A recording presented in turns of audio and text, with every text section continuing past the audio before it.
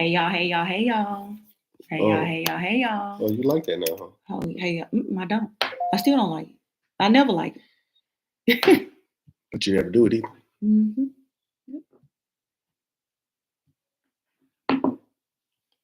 Welcome in. Welcome in. We're on YouTube and TikTok tonight.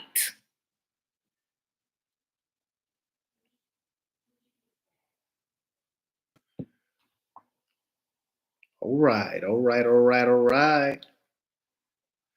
What's up, everybody? Feel like it's been forever? It has been forever. We ain't seen y'all since last year. Mm-hmm. Where y'all coming in from? Where's everyone coming in from? Come on now, roll call. Hey, V-Mac. What's up, V-Mac? Huh? Clean that off. Look at me. What's up, everybody? Come on in. We got Milwaukee in the house. Listen, we just checking in with y'all. We haven't seen y'all in a minute. We ain't gonna be on here long, so Barbados. we ain't gonna take Washington. up a lot of y'all time at all. Jersey, Delaware. We got Maryland in the house on YouTube. Florida. We got Tampa and DC. Mm-hmm. Good night from Guyana. All right now. Thank you, Amanda from Guyana. North Carolina in the house. Mm-hmm. Listen, we in month 2 of 2024. How y'all doing? Yeah. Like, how y'all really doing? Come on in. What's up, Jacksonville, Florida? We got New York City. What is y'all 2024 looking like so far? Where's Leilani? She at home. Leilani at home with her mama. Okay. We don't have her this weekend. Oh, Shelly Page said she started February with the flu. Listen, we got Jersey in the house. New Jersey. Hey, Taj. What's up, Whoop? What's up, Taj? Oh, Demopolis, Alabama. Come on, Demopolis. Demopolis in the house. Y'all, that's a small town in Alabama. Hey, Demopolis, don't hey, great things come out of small places. Listen. Demopolis, you just blessed me, Demopolis. I ain't gonna even lie, Demopolis, you blessed me, baby. Demopolis in the house. What other small towns we got in the house? Come on now. I'm from a small town. She ain't gonna laugh at these small towns. Listen, if somebody come over here and say they from Decatur, Mississippi, I'll be like, come on, Decatur. We gotta represent our small towns.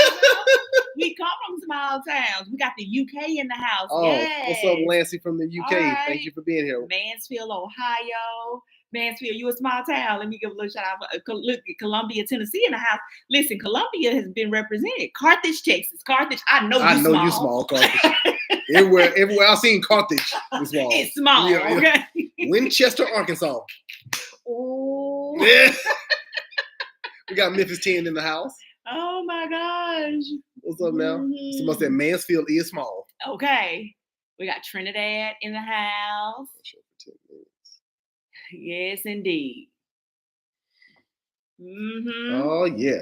Got Atlanta. We got Lexington, Kentucky. Yeah. Chattanooga in the house. Jefferson, Georgia. Jefferson. Lulu, I think you from a small town. Yeah, I think that's Jefferson. Right. Yo, so again, 2024. It's February of 2024. Y'all, that's wild. Already we're in the second month. Mm-hmm. Already. Katina Cruz. Hey, girl, how's you doing? How is the family doing, girl? What's up, little bit? Mm-hmm. Yes. Hey. Colleen, Texas. Hey, Tina. Mm-hmm. Is that Wilmington, North Carolina? Okay. Wilmington pretty big. Wilmington, nice city. Okay. Someone said, I haven't heard jokes in a while. Where you been? They all over our page, honey. So she stay on my head. Listen. Okay. So, hey, I'm going to tell you, the start of 2024 been pretty good for us. It's been pretty darn good, y'all. Been pretty good for us. We love you too. Is it Alajo? Mm-hmm. Anybody else start the year off right? I know y'all have. We ain't accepting anything else. Right. Now, when we talk about starting the year off right now, we talking about, you got your relationship with Christ, you working on it. Mentally, physically, Yes. spiritually, you're ready to go for this year. Ready to rock and roll. Y'all see my hair I'm going to wash it tonight. Yeah, I got to do something with mine too, y'all. Mm-hmm. But what's up? So look, who checked out Worst Cooks? America's Worst Cooks. Come on now, somebody had to see the show.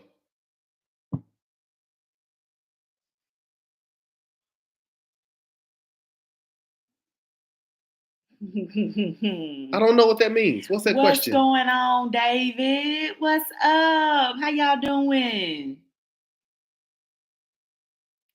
Yes.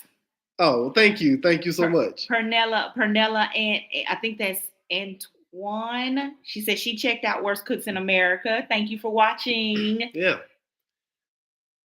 Big surprise for us, man. It was a joy for us to walk through that journey with our wife together as a family. Our kids absolutely enjoyed it, loved it. I loved it. Yeah, it was fun. It was a lot of fun being on set, filming the show. But I'm going to tell y'all, the best thing from this season of being on Worst Cooks in America was watching my family watch me on TV. Yeah. Like, I think that was the greatest joy out of all of it.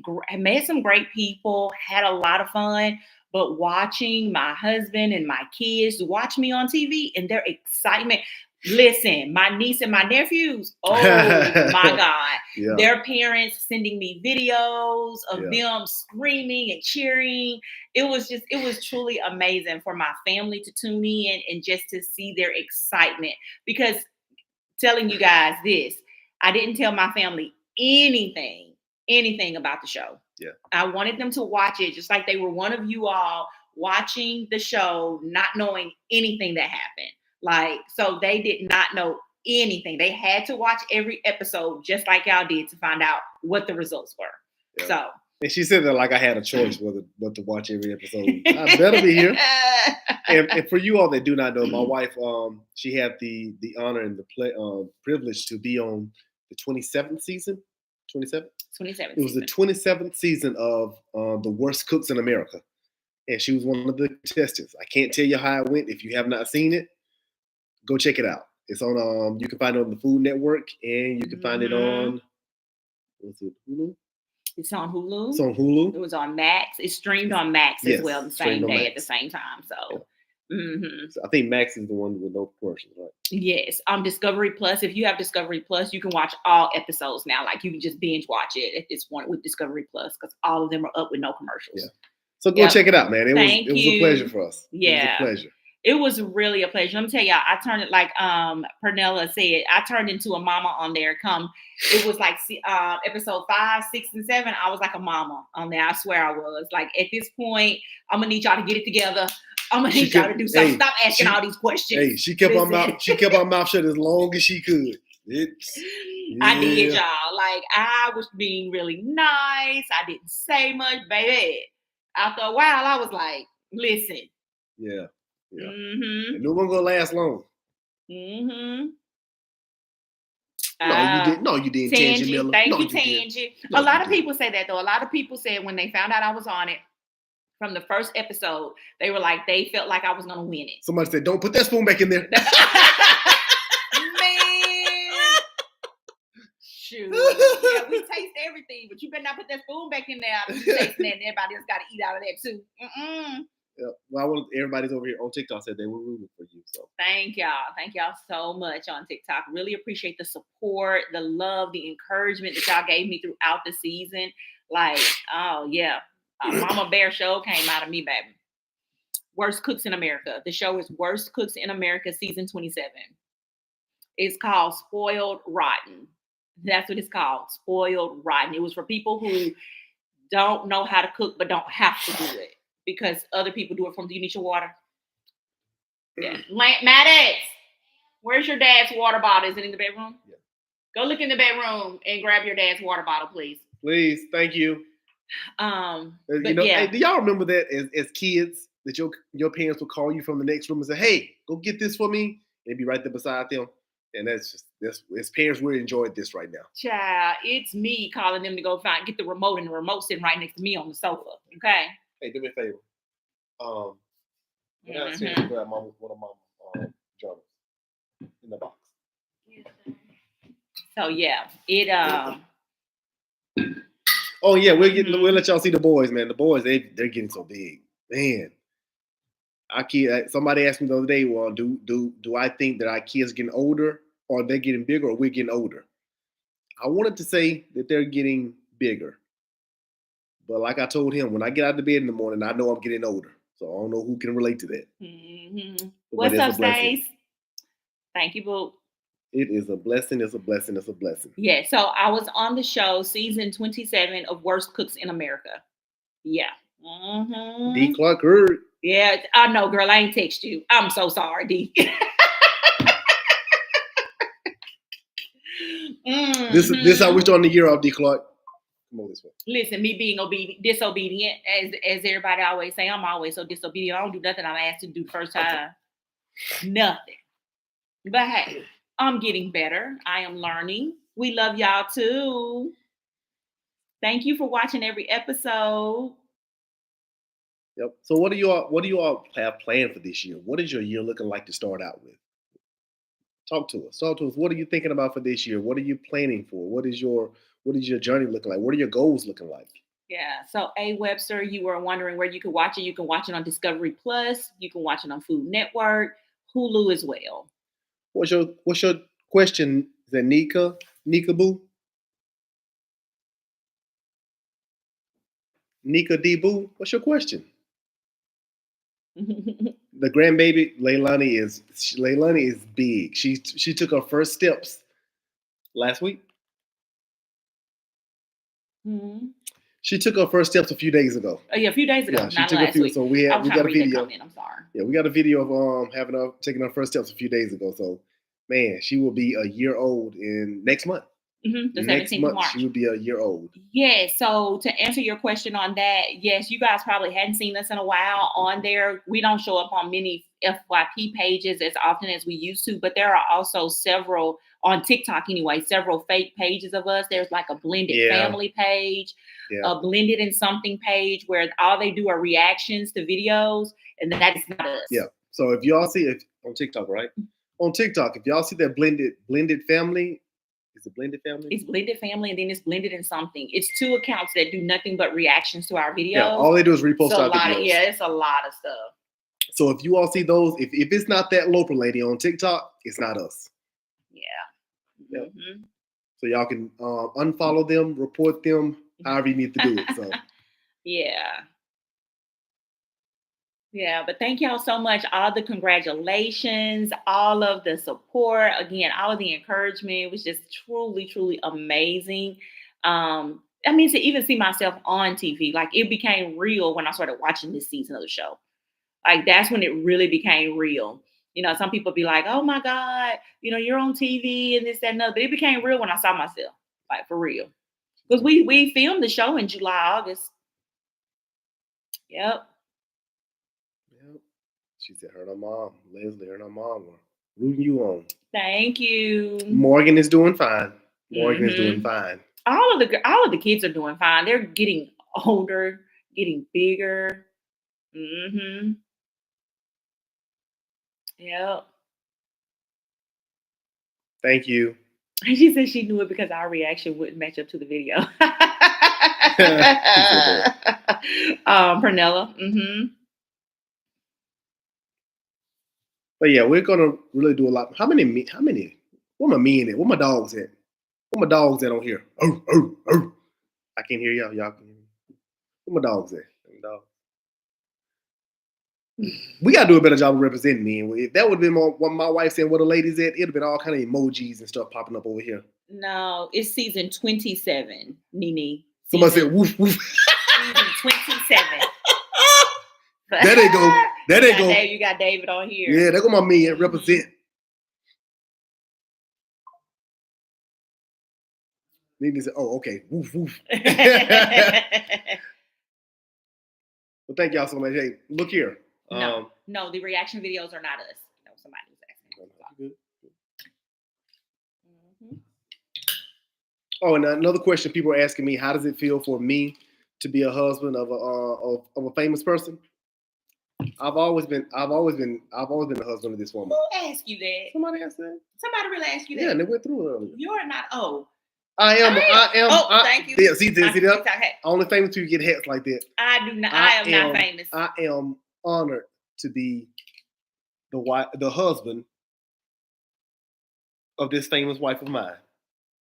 I'm her biggest cheerleader. I'm not famous, I think she can be bigger, and I'm going with her. And she always tells me, no, it's because of you. Somebody said, yeah, you are.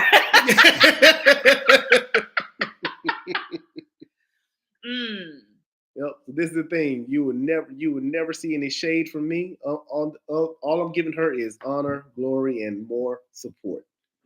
That's what it's about. I am on the reality show Worst Cooks in America. Yep. Season 27.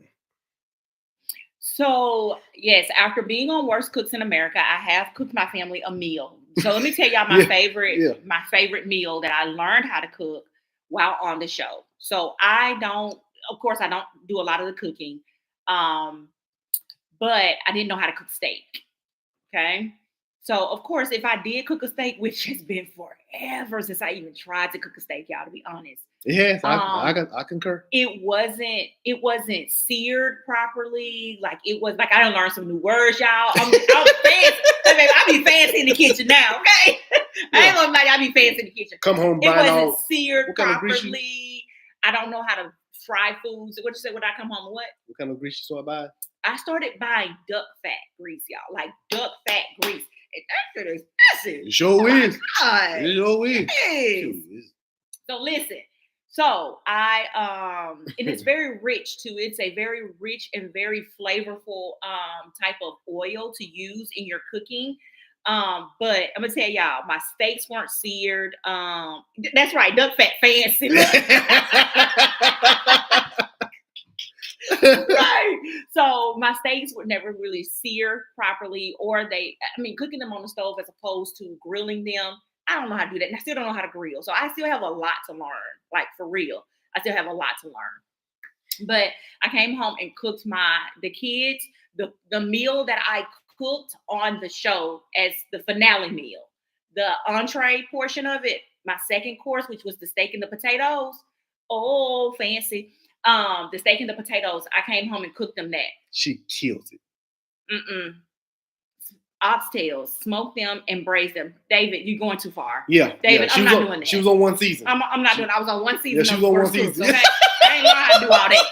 Come on now. And then everybody is like, "Stacey, you gonna cook us a meal? You gonna cook us this?" I still ain't cooking. I mean, listen, I will cook here and there. I might make a dish here and there. Okay, bear with me, people. Okay. Yeah, bear with us, people. Bear with me. I mean, I learned a little bit, but dang, y'all expect me to come home and cook, like this all the time. Nope. No, it's not gonna happen. Goodness. So, but when it does happen, we appreciate it and we love it. Her steak, oh man, amazing, amazing. And I love her for it. I may get a steak tomorrow, for Super Bowl. You might. If you want one, just stop and grab one out the church tomorrow, and I'll cook it for you. And Stacey, no, ma'am, you have to cook your husband his steak yourself. I am not cooking him a steak for you.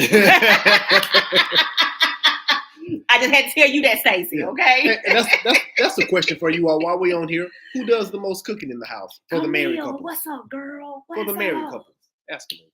Okay, for the married couples here on YouTube, who does most of the cooking at home? TikTok, who does the most of the cooking at home? Oh, baby.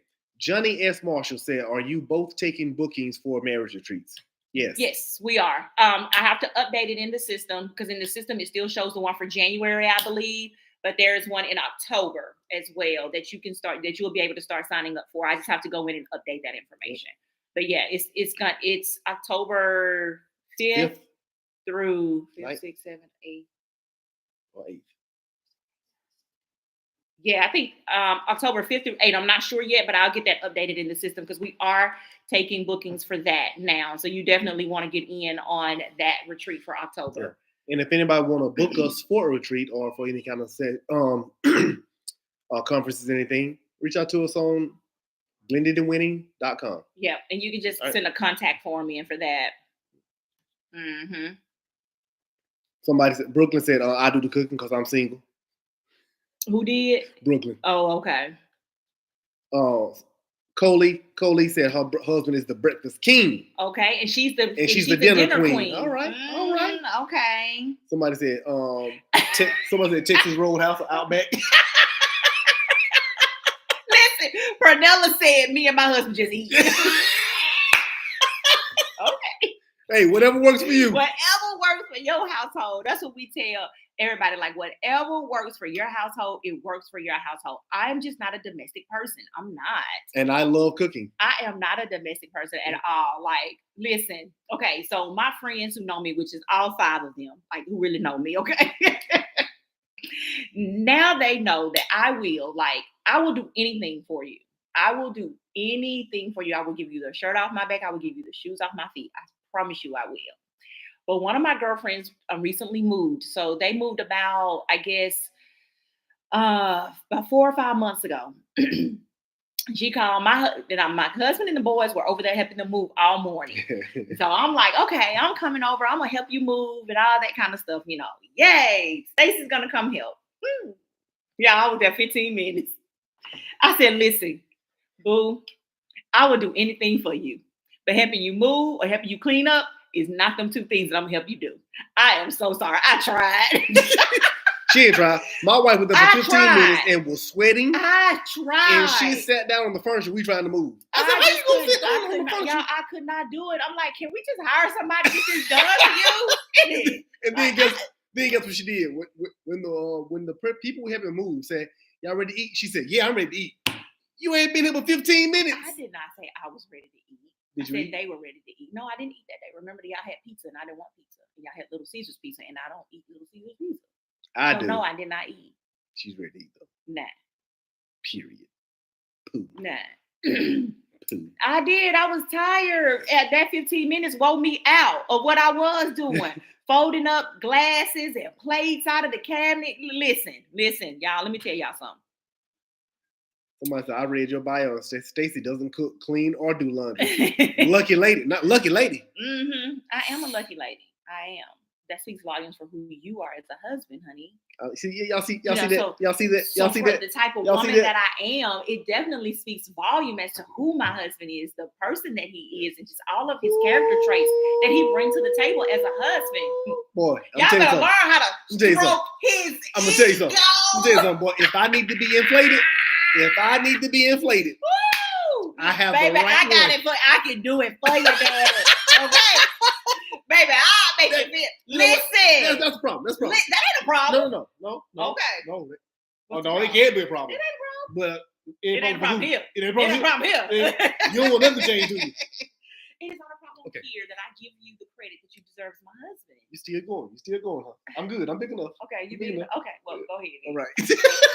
But I've seen some comments on TikTok and I saw a couple on YouTube saying that I do all the cooking. Unfortunately, some of the women were saying that. But what are you doing to encourage your husband or the other spouse to do a little bit more cooking?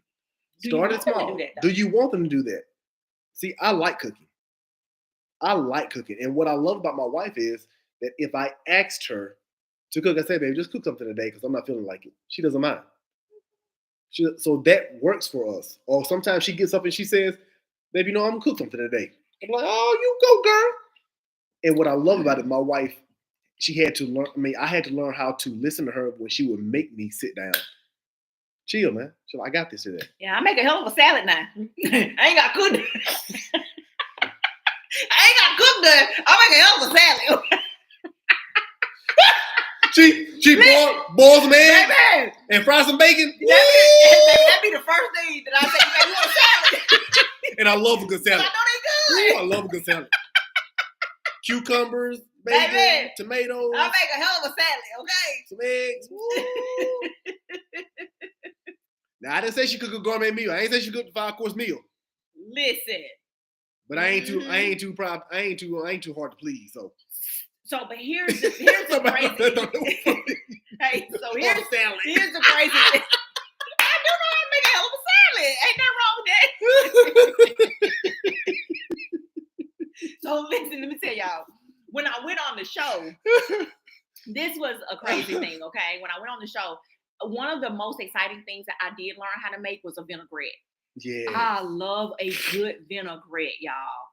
And man, I learned how to make a red wine vinaigrette and a white wine vinaigrette. Ooh. Yeah, and listen, y'all. Let me get it right. I even know how to what I do with them peppers in the vinegar. Oh, you Yeah, what y'all call it? Come on. Oh, you just said it the other I night. did. What do you do to the onion? You can do it to onions. Pickled. You pickled. Y'all, you pickled them. I pickled some peppers. Y'all, when I tell y'all good, they was so good. Ooh. She walk around with that hot pepper breath. No, I don't. Anyway, y'all, but I'm telling you. It's good, though. They're good. Yes. Mm-hmm. And then, let me tell y'all, I ate the pickled peppers with some black beans, smoked salmon on these like blue corn chips. Now, let me preface this. Baby. We buy the smoked salmon from Sam, so she ain't smoked no salmon. No, I ain't smoked no salmon. Y'all don't give y'all girl that much credit now. No. Yeah. Just want to get it clear. She ain't smoked no salmon. I ain't smoked no salmon now. Yeah, bought it from Sam's. But it's good. Yep. Yeah, y'all. I sure did. Somebody said, have you all ever had to go to counseling because y'all have a great relationship and it takes work? Girl, we've been in counseling for almost 14 years now. We've been counselors ourselves for over a decade, 11 years now. Yep. But we started getting counseling our second year of marriage, third year of marriage. Second year of marriage. And we'll not leave. Yeah, we won't stop. No. We won't stop. Yeah, we check in with our marriage is pretty darn good now. I'm not saying that to brag. I'm just giving you straight up facts. Our marriage is pretty darn good. But we still get checkups and check-ins at least once a month. Yeah. Just to touch bases with people to see how they will give us a different perspective on what we're walking through. Yeah. That's it. What we're doing right, what we may be doing wrong, how we could probably change something. And that's the thing, like more married couples, just more people I think in general need to look at the fact that they're always growing. Yep. Like you're always learning, always growing. And when you take that opportunity to, just like you take care of your car by getting a tune-up, getting your oil changed, getting your filters changed, you also need that for your life as well as your marriage. Yes. And doing that for your marriage or doing that just for you, period, speaks volumes as to the change that you're willing to walk through for you. Because if you can look in the mirror and tell yourself that you have all the answers. Yeah. I question it. Listen, as cute, as intelligent, and as bold and as outgoing as Joaquin and I are, we don't have all the answers. No. We do not. Not for our marriage. Not for our marriage, not for our parenting. And see, and that's the thing, like when you know that you've grown and you know that you're humble, when you can truly admit that. Yep. One of the things that I've been seeing lately are these kids divorcing their parents, or I don't know what they call it. They call it something, their parents, where they don't speak to their parents. They don't, and it's because of the way the parents have been toward them for many, many years. Yes. And we sometimes live our lives vicariously through our kids. I refuse to do that. I refuse to live my life vicariously. And the reason I refuse to do that is because I grew up that way. I grew up with my parents living their life vicariously through me. And I mean, it was so draining to have to live up to that. They're fulfilling the things that in my life that they've never fulfilled in theirs. And so they're living this life, pulling this energy from me that was sometimes toxic, sometimes very aggressive, very overwhelming for me at times. And I never want to do that to our kids. Ever want to do that to our kids. So we listen, like we are great listeners when it comes to what our kids want. We are very great listeners when, they talk about how they're feeling. We take their feelings into consideration, but we still parent, at the same time. parenting doesn't mean we don't have to listen to their heart. Right. We still have to Right. listen to their heart and still parent them at the same time. Because we want our kids to have their own personality and not live in our shadow or live a life that they think we want them to have. We're going to guide them in the right directions for safety. I want them to live the life they are desired to have. Charles Jones, thank you for the compliment, man. Yes, thank you for that. Charles Jones said that we have some of the greatest chemistry he's ever seen. Man, it's work. Yeah. Hard work. And we continue just to not take failure or no for an example in our marriage. Yes. Yes.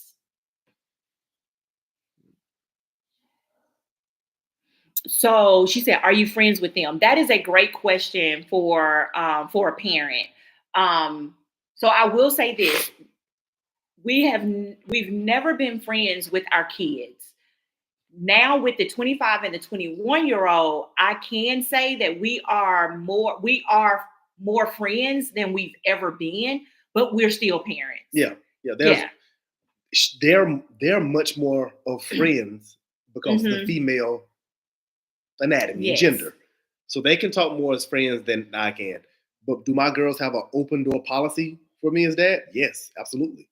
But they know there are lines that they can't cross jokingly or going certain places. If it gets too serious, or they really want to get some off their chest in a joking way, they know to take it to their mama. Yeah. Because I'm still dad. I don't ever want to lose that foresight for them.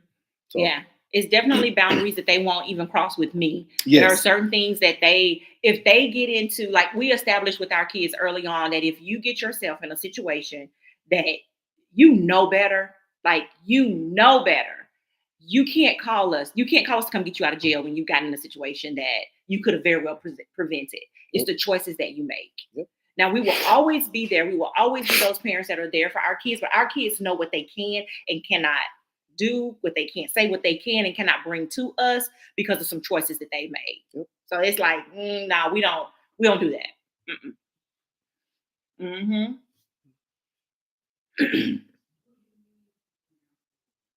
Yep.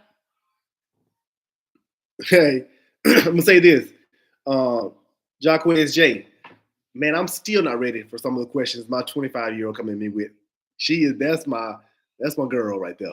She come to me with some things sometimes, and I'm like, Megan, why would you tell me that? And she was like, I just want your opinion. I love it. But sometimes I'm still dad. I still see her. She's not my 25-year-old daughter. She's my daughter. So I don't look at age. She's still just my daughter. And some of the questions she comes to me with, I openly receive them, lovingly receive them. But sometimes it's a little awkward. But I would rather be the one she come to than someone else. Yeah. Yep. Somebody said, I need a after breakup consultation with you. blendedandwinning@gmail.com. Yeah. Or blendedandwinning.com. Or schedule it. blendedandwinning.com. Go to coaching. Make your schedule your appointment. I can't see her name. Christy Sowell. Is that how you say it? Sowell. I'm sorry, Christy. But yeah. Oh, we've been through it already. I was on Worst Cooks in America, season 27. What's up, Fonzia from London, UK?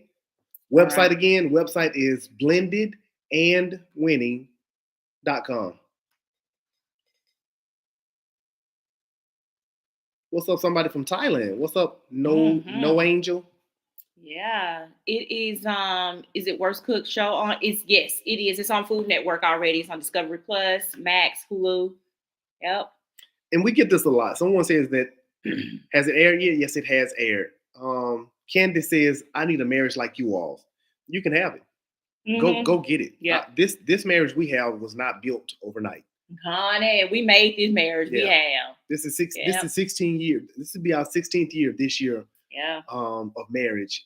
And it has taken 16 years for us to build this. Child, 16 Yeah. years and a whole lot of Jesus. Okay? A whole lot of Jesus to be in this thing 16 years and still be able to have this much fun. But I can tell y'all this, like, and I can't say it enough, and I probably say it like, thank you, catfish, thank you. Thank you, For catfish. all of the gifts. But I will tell you this, like Joaquin and I allow each other to be ourselves, good, bad, or indifferent, whether we like it or not. Like we are who we are. Yeah.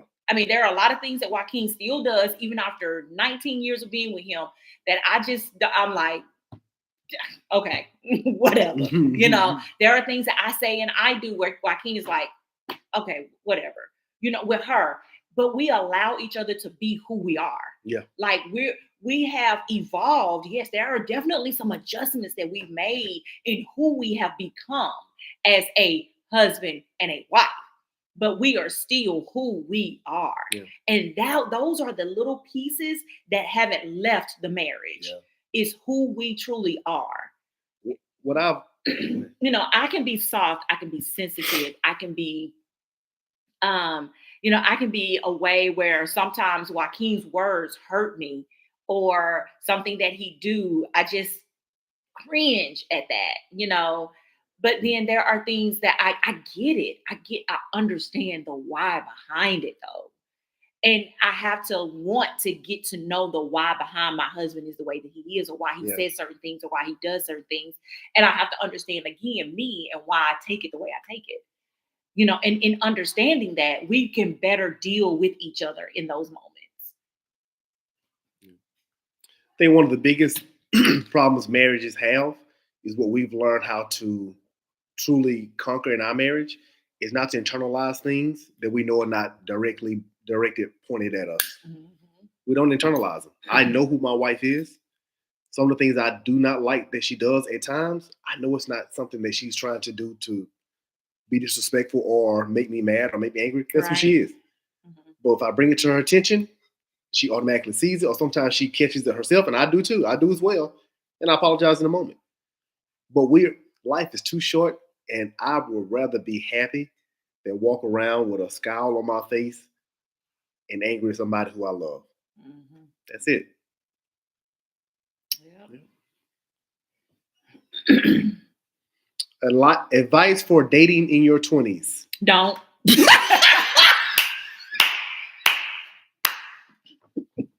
Oh, baby, you're going to knock the camera over more.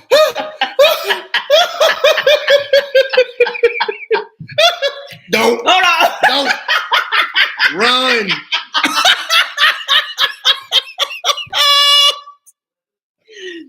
All right, baby girl, hold on. Oh, you got my eyes. I'm crying. Don't. She said that so quick. Don't. I mean, I think I kind of meant that too. No, you know what? I do agree. I think I really meant that. I do agree. I think, and this is me wholeheartedly. No, all jokes aside, if you're in your 20s, 30s, teens, don't date, just court, and be patient with it. So we need to bring courting back. Read a book. Yes, read a book. And I'm serious. Hey, you said read a book, but that's serious. I am dead serious. Sometimes I get these little serious modes. But I'm serious. As a 20-year-old, I would truly learn who I am first. And I would truly not date. Yeah. I would go out on a few little outings in here and there just to get the feel of the scene. Yeah. But not to let yourself get involved in anything. Mm-hmm. Don't let the sweet words and your loneliness get you into something that's going to make you regret it. Mm-hmm. Yeah. And I'm serious. We need to bring courting back. When it's just we can go on a date, I can pay for my dinner, you can pay for yours, or if you gonna let him be a gentleman, or sometimes, hey, let me pay for it. Oh, you just had a whole lot of stuff going on. Say, hell no, we ain't doing that. Yep. And that's why you'll still keep involved around getting the same old thing you've been dealing with. You're still going through the same cycle. Like truly, like date yourself first. And it's interesting that you would ask that question about advice about dating in your 20s, because I say don't, but date you. Yes, date you. Okay. And what does that look like, dating you? Getting to know you, getting to know who you are. getting to know how you love you, getting to know what makes you feel a certain way and a certain thing. And you can do that with, again, going back to that courting stage of, we can go out, like we can hang out with friends and we can all be in this group, and you learn so much about a person when you hang out in a group of your peers with them. Like Yes. Joaquin and I did that for a very long time before we started dating each other. Yep. Like we every Friday. And here's the thing, like it was consistent. Yeah. Joaquin and I, we were consistent in the getting to know the people we were around, but also getting to know each other at the same time. Yep. We always went every Friday. Every Friday we went to lunch with a group of the people that he went to school with, but that I worked with on the campus of Southern Miss. So it was, and that's when I learned, like, Joaquin laughs the way that he laughs. He jokes the way that he laughs. He's very sarcastic. You know, I learned all of these things about him in those moments when we were just hanging out as a group, not calling what we had anything. Yeah. You know, so I just tell you, just really get to know yourself. And one of the things, great that you brought that up, because like I created a journal in 2023 to come out in 2024, and it's the Pray, Praise, and Proclaim journal. It is the write the vision, make it plain. Like, what do you want? Like, what do you want out of life? I love this journal because it is very detailed. Very detailed. You have a message in here from me about what to look forward to in this journal. And this journal is very interactive. This is an interactive journal that you write in, and you write the vision, you make it plain. Like, how is that vision going to come to pass? You know, how do you see yourself?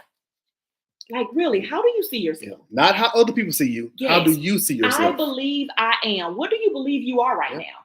Like, what do you believe you are? Because this will change. This is throughout this. The book is a 12-month journal. You can start whenever you want to. The calendar, you fill it out for the month, the day, the year that you start. You do it, but you always have to do this assessment. And every month, there is a self-assessment at the end of each month that you have to do to see how much you've grown, what you've learned about yourself. Because this is the season that we're walking in, that God laid on my heart, is to show his people how to write the vision, make it plain. Because when you write the vision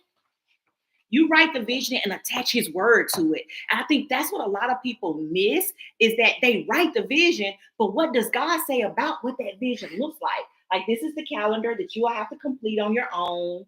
And then you have some, special events that go down here, whether it's birthdays, holidays, or anything that you're getting ready for. But you get to start this journal whenever it is you see fit to start this journal. Again, you get to write it. Again, what we have gotten out of is we've gotten out of the writing part. Yeah. We don't write it down anymore. Yeah. We put it in our phones or on our electronics, and we never just take that pen and just write it down and make it plain. And so you got your positive affirmations. You also have you have your positive affirmation. I'm not sure if you guys can see it. Positive affirmations that you can write throughout the month. And you also have your self-reflection at the end of each month.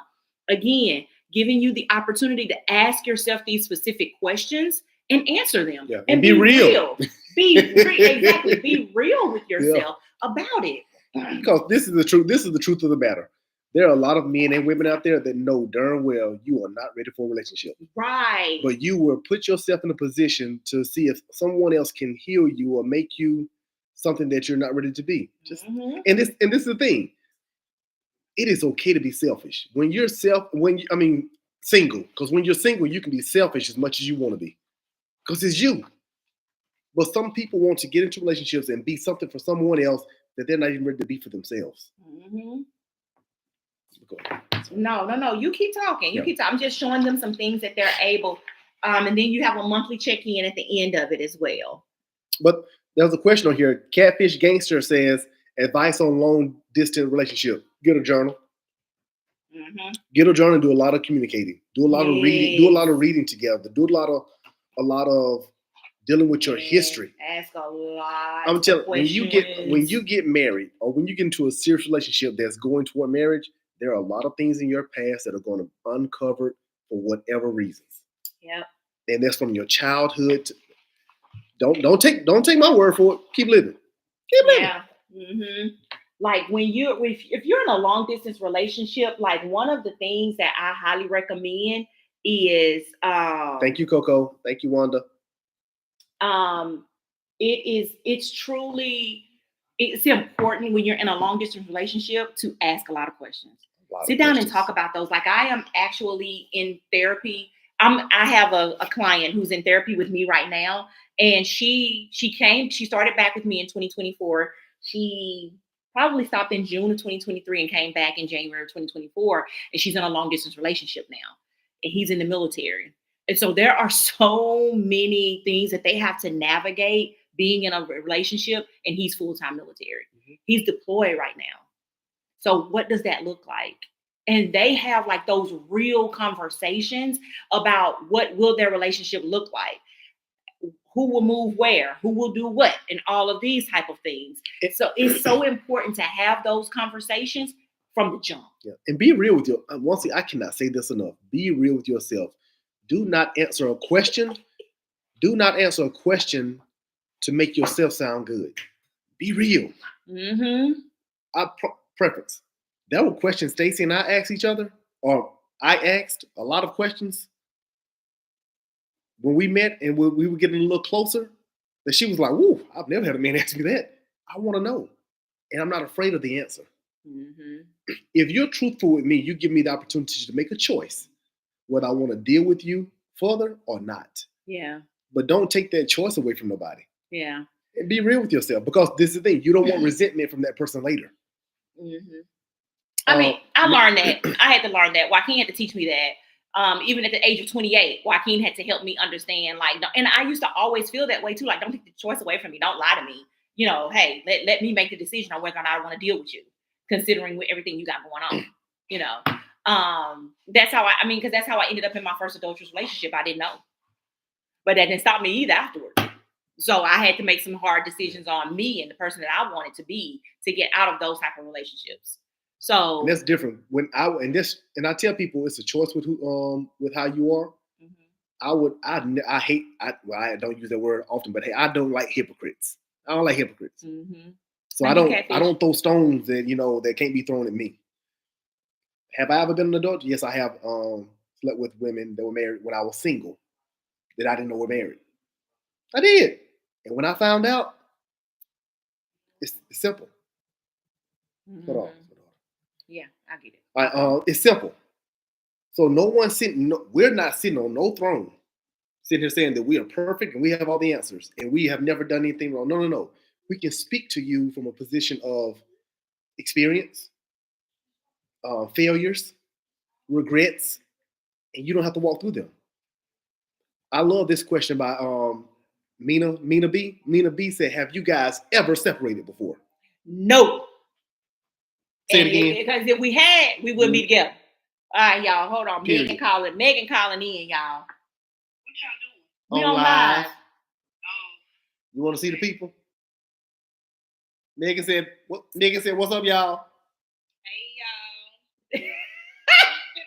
That's that 25-year-old I was telling y'all about. What you talking about me? I said, "You my girl."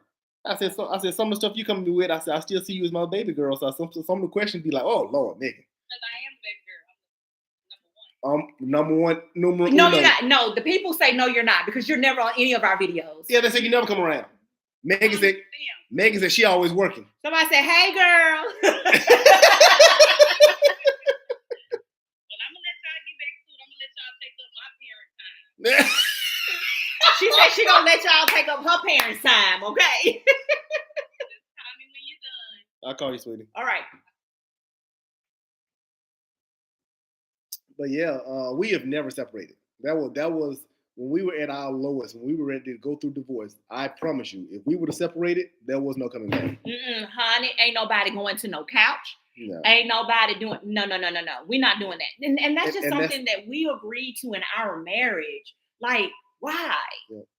If we're gonna stay and we're gonna work it out, we're gonna stay and we're gonna work it out right here. Yeah. And that and when those difficult situations come up, that shows the maturity in everybody.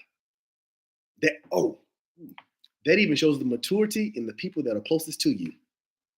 When you're getting bad advice from the people closest to you, it's time then to cut ties for a little while, for a season, forever, whatever it may be. Yeah. I don't care if it's your mama, daddy, sister, brother, best friend for 20 years. Yep. If they're not giving you solid foundational advice, just don't listen. As easy as it sounds easy, but it's difficult. Do you think it's possible to come back after a separation? Yes. Yeah. Mm-hmm. We've been doing this over a decade now. Once again, we've helped people come back from it, and we've heard testimonies of people coming back from it. Oh, Lisa, give me until tomorrow to have those on the website. We just recently got them in. So it's 2 journals, you guys. It's the Write the Vision and Make It Plain journal. And Maddox, the other journal, y'all, I love this journal. Like, Maddox. I love this one. This is your 6-month check-in right here. Like, when I tell you that this is so interactive and it's good, I highly recommend this particular journal, the Prayer, Praise, and Proclaim journal. I highly recommend this journal for couples to do together. Like, when Joaquin and I do our journal together, like when we do our vision plan for the year, when we walk through the year doing our journal together, like it is so impactful to our marriage. It's so impactful to the conversations that we have. This other journal is one of my favorites. And I'm going to be honest with you, like my target market for the journal that Joaquin is about to bring back are my younger girls, to be honest with you, because this particular journal teaches them what devotion looks like, but also how to put the devotion into action in their life. And it holds them accountable. It changes the mindset. And so this one is the mindset journal here. And though both of these journals will be available first thing tomorrow morning. This one is the mindset journal. This is the journal that I do individually. Like I do this journal right now. This is the one that I do individually, and it's the mindset journal. In this journal, you get to do a 30-day mindset challenge. You pick the 30-day mindset that you want to change, what that looks like, okay? So you have a 30-day mindset challenge in this journal, okay? It is so motivational. It's so encouraging to the individual that's completing this journal because you get to evaluate yourself throughout the month. Like, I got this. Like, did I hit it or did I miss it? If you hit it, you put a check mark there. If you miss it, you put an X mark. Try again the next day, but don't be so hard on yourself. Mm-hmm. But how many days out of that month did you get it? So it asks you these questions. How did you do?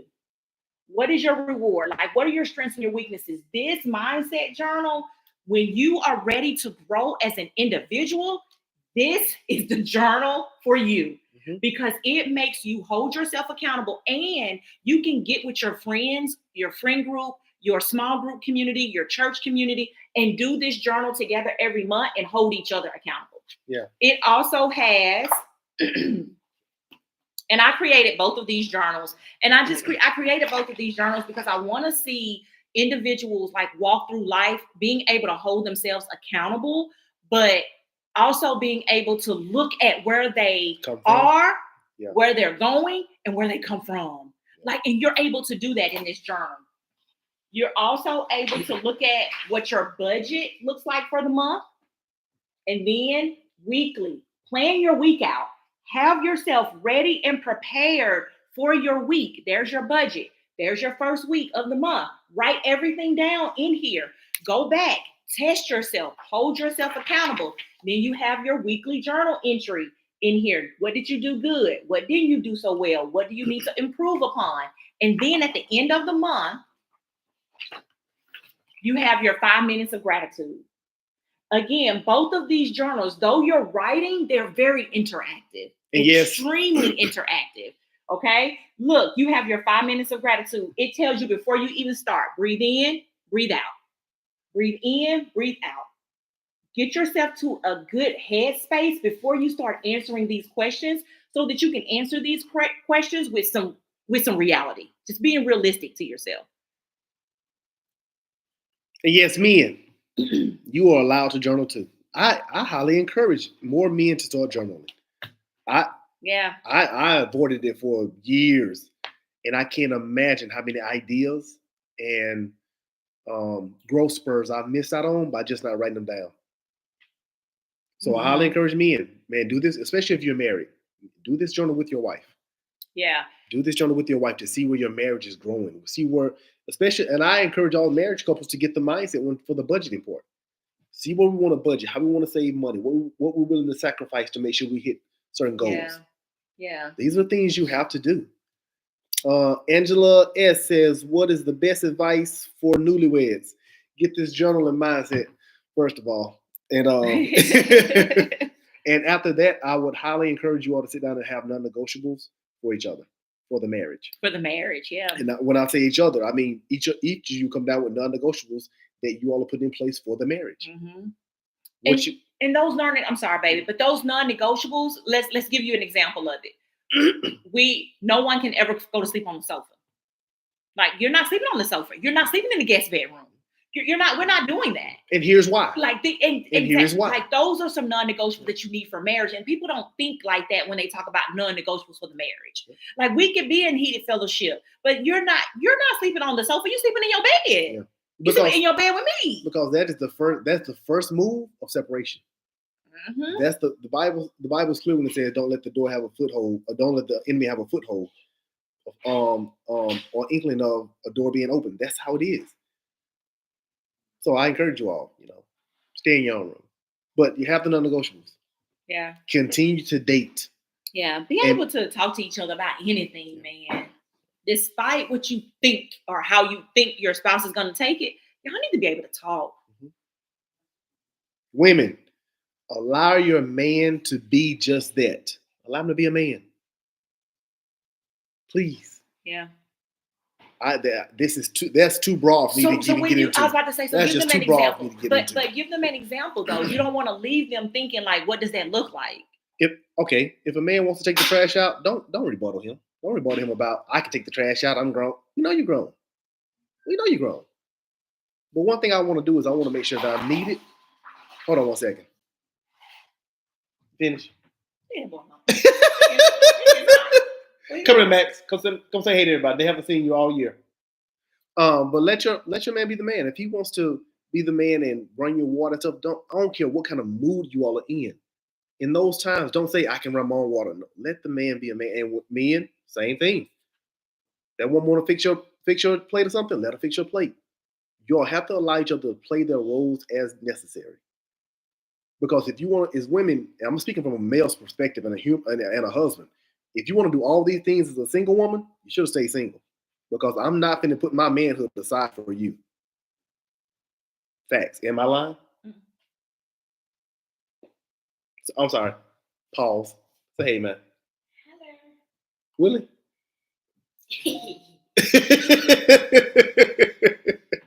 That's the youngest right there. That's the one that has his mama truly wrapped around his finger. Go, boy. Look at him shaking his head. Look at him shaking his head. No. Boy, bye.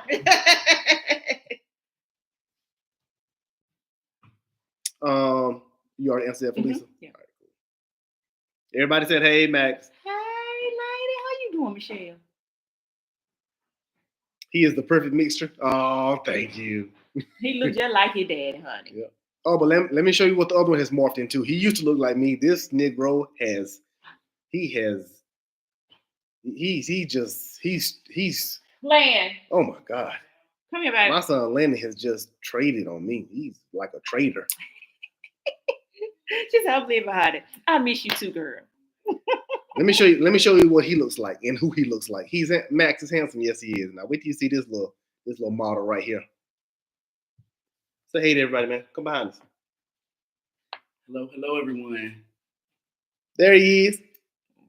That voice, man, I tell y'all. His voice is even getting deeper. His voice. Yeah, I punched him in his chest the other day. I was like, who are you talking to? Look at that smile, y'all. Look at that smile. Yeah. Oh, look ugly self. Yeah. That's my son. That boy looks just like me. Yeah. Mm-hmm. He's like a whole man, Michelle. A whole man. Y'all, I'll have a son in high school next year.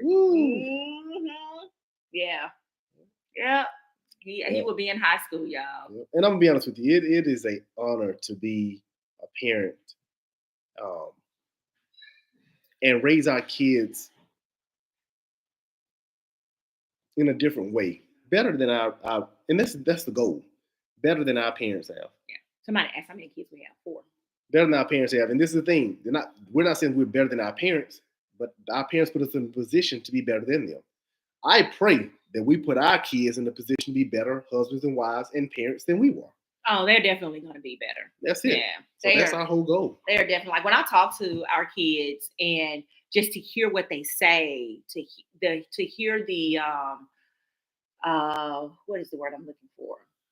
The motivation in their voice, to hear like how firm, how content they are with what they want to do with their lives. Man, it's like we're doing something right. Yeah. We're doing something right. What was the question? I'm not laughing. Foxy Roxy. Okay, this is Shanique Cleveland. She said, what advice on a cheating and lying husband for 3 years is it ever going to change? Yeah, when he's ready to change. Yeah, when he's ready to change. Yeah. Question is, will he ever be? Will he ever be? And are you willing to stay around for it? So, and this is probably not the platform for us to continue that conversation.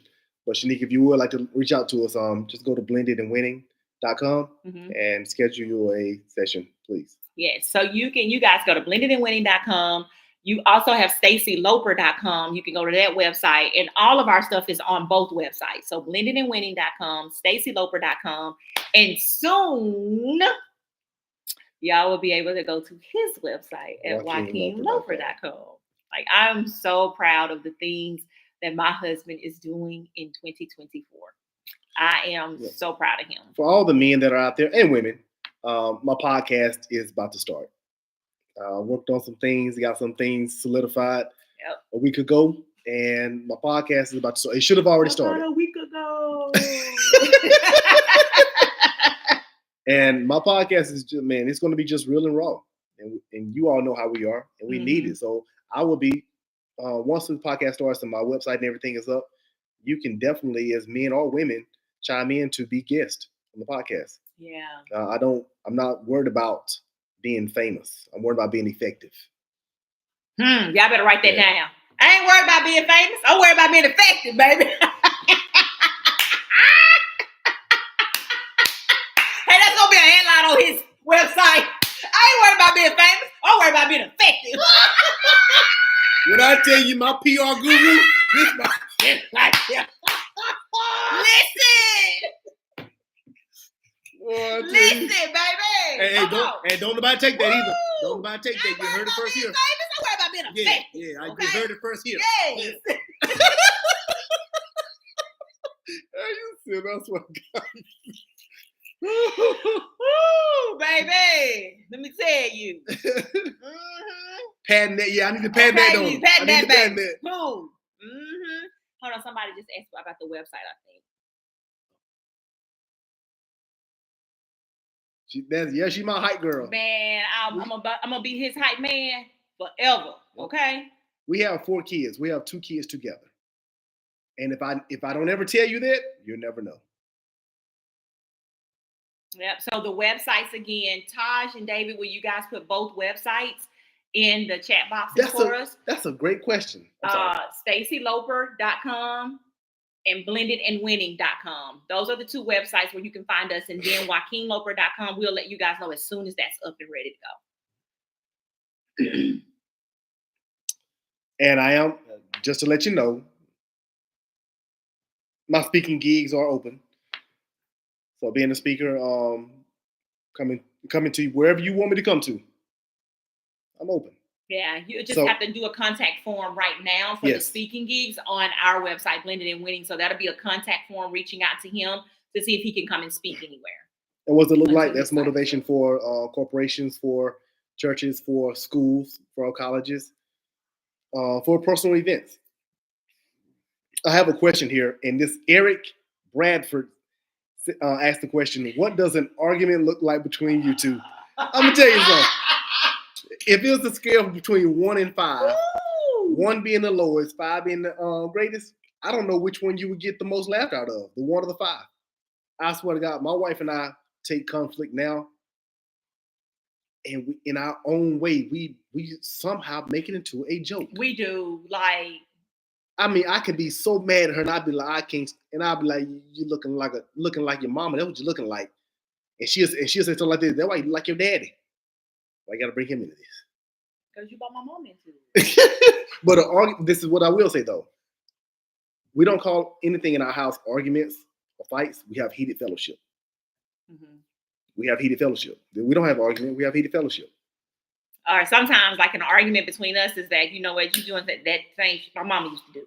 That's what I tell him quite often. Like, you doing some of that shit my mama used to do. Like, I'm gonna need you to cut it. Yeah.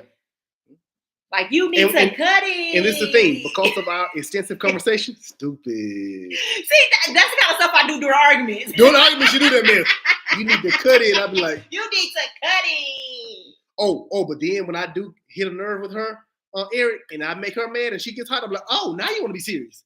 Then she's like, why can't you do that? I said, no. Let me see this. Don't do me. Don't do me. Let me go call myself after you. Don't do me. So that is what that's what heated fellowship looks like in our house. It does. And we don't let it linger over. If me and my wife can literally and we don't yell at each other anymore. I love that. We have come to a place where we allow each other to have our space to verbally get your opinion across. If I need to rebuttal, I will. If I don't, I hear you out. I will go sit on the couch. My wife will come right beside me and sit right beside me and lean up on me and say, baby, could you please rub my feet? And I rub her feet. Hush, David. We ain't all like that. Because despite the argument, despite the heated fellowship, my title as husband has not changed. And my title as his wife don't change either. And I'm be honest with you, and that's another title we're going to talk about. Be careful when you take on these titles. They come with responsibility. Mm-hmm. Where great is given, more is required. You better believe it. Where much is given, much more is required. Much is required. Good Lord. Toilet paper rolls, front or back, I don't care. Just put it on there. It don't matter. Now, since we here. You see that? Y'all see that, right? Y'all see that? I'm so glad you ain't said user 128 852073169 39. Since you brought that up, I don't care if it's forward or backwards. But I'm gonna tell you what I've been dealing with for the last 16 years. Whatever. 16 years. She has to sit down on the toilet, y'all. Eye level. Right there with the toilet roll. And instead of changing the toilet roll, she takes a new one and just sit it right on top of the old one. Make it make sense. Because, I take the new... Let me make it make sense for y'all. Please. And for you. Which you ain't going to get into because I've been telling you this for years. You're right. And it still don't make sense. So listen. When you're sitting... We sit on the toilet. Mm-hmm. Okay? Mm-hmm. All right. Mm-hmm. We're sitting there mm-hmm. and the toilet paper roll is not empty. Okay? It doesn't become empty until it's time for us to wipe. Okay? So it does become empty while you're in the prison. It becomes empty while I'm on the toilet. And you're still there. But for y'all, if it's already empty and you're sitting on the toilet, you have time to switch the toilet roll, Rocky. I don't. What if it was a rush? What if it was a rush for me? What if I rush in there and I don't see it's empty already? Y'all ain't rushing when y'all sit down and take Who? Y'all not men. Girl, please. Y'all take forever in the bathroom when y'all taking a dump. Because we can't find no toilet tissue. That is not why it takes them forever. It takes them forever because they're sitting on the toilet forever. So why can't you just change the toilet roll? It's sitting right there for you. By the time it's time for me to change the roll, I'm heading out of the bathroom. But it's already empty. It takes too much time for me to stop. It's already empty. I'm gonna tell y'all, it takes too much time for you to stop. Is that what you're saying? It does. It takes too much time. 5 seconds. Done. 5 seconds. I am done. 5 seconds. I'm done. I'm exiting the bathroom. You have to come in and sit down. Selfish. and let me tell y'all this. This one. So why you sitting there, David? This what I else. Like, the toilet. No. But when it's no. Let me say this though. Let me say this. Everybody doesn't do what I do. I set her up for success, y'all. People I have set her up for success. Do I or do I not continuously replenish the toilet tissue behind the toilet so it can always be there? You do. So what's your excuse for not trying to change it now? Because if I run in there and it's not any, and I don't do this and it's empty, then I gotta call you. I put the new roll on top of the old roll that's empty. But I'm sitting there enjoying myself, thinking on my think tank. I don't have time. But you sitting right. Yes, you do. I don't have a choice. Yes, you do. I don't have a choice. Yeah.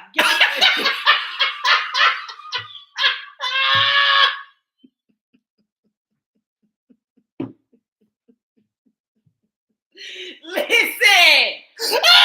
I'm gonna keep sitting that roll on top of the other. If y'all ever had to have a definition of spoiled by a wife in a dictionary, put up beside it. So listen, he has a phone. He takes his phone into the bathroom with him. So when he goes into the restaurant, I know he's gonna be in there for a while. You taking your phone in there with you? I don't ever take my phone. I don't take my phone in the bathroom with me. I rep when I do. I don't ever take my phone into the toilet part of the restroom with me. So okay. It ain't gonna take me that long. Okay, with that being said, if you don't take your phone in there, you have less distractions. No. Change that roll. And see, that is the Change problem. the roll. That's the problem that I have is that it distracts you because that It don't third distract me. phone. No, this comforts me. Whatever. It soothes me. It takes my hey, this relaxes me. That's what he just said. Yeah. Gary said the reason we take so long is because we are having a little piece until it's That's really it. over. I get that. I get that. Y'all got some peace. That's why I'm like, you can change the role while you in there. That's how I look at it, Derek. You gonna be in there anyway. You want some peace? Change the role while you in there. Me change the role breaks my peace. I've been thinking about something. I ain't got time to think about this. So, shoot. Yes, you do. I don't have a choice. Shoot. So. I don't have a choice. And then this what gets me, y'all. What She would, especially during that time of the month, she would use the last piece of tissue on the roll to take care of her sanitary stuff. Just change it. So if you got to come back to it, guess what you got to do? Change the tissue roll. Change the tissue roll. But guess what? This is what I've learned. I'm going to keep bringing it up until it clicks with her. Most people would get upset and be all over the top. I can't believe you don't do this. Well, it took me 15 years to get him to let the toilet seat down so I could stop falling in it at 2 o'clock in the morning. It took her 15 years to looking back there. I don't know why. At 2 o'clock in the morning, when I'm trying to go take a piss real quick, I ain't looking back there. I'm just sitting around. I'm not turning the lights on at 2 o'clock in the morning. Now, if I don't turn the light on, you think I'm trying to aim? I ain't trying to have a perfect aim, not to get pee on the toilet seat. I just lift the toilet seat. Man. These are just simple things. Let the toilet seat down. That's it. Mm-hmm. Yeah. So he started letting it down about a year ago. About a year ago, I did. About a year ago. And seriously, this is why I started letting the toilet seat down. My wife came to me and she really seemed concerned about it. And instead of me trying to be the typical man, I said, babe, why don't you just look back there? No, I said, you know what, sweetie? As your husband, I'm going to do a better job of making sure that that's a better situation for you. So I started letting the toilet seat down. See, it's the small things. Mm-hmm. Small things that make a difference in a marriage. So let the toilet seat down. And somebody would say, man, it ain't that big. It's to her. It is to her. Right. It's like, so it's a big deal to me. So, and then I only use one bathroom in my house, and we got 4 of them. This girl would walk by 2 bathrooms, and the boys be like, Mama, why don't you just go to that bathroom? I like my own. My bathroom. I want to go to my bathroom. So therefore, you only have one bathroom change, one toilet roll in, and she still can't in there. I'll tell you the truth. I still can't change the tissue in there. Mm-hmm. I'll change the tissue in other bathrooms, though. In the other bathrooms of the house. I will. Now that really bothers me. Because guests have to use that bathroom. So you don't care about your husband? Well, baby, you'll use any bathroom. But I want to use the one I go to late at night. You do use that one. Joaquin, listen. let's get off of the toilet paper. Let's get off of the toilet paper, okay? We're boring the fuck out of our guests.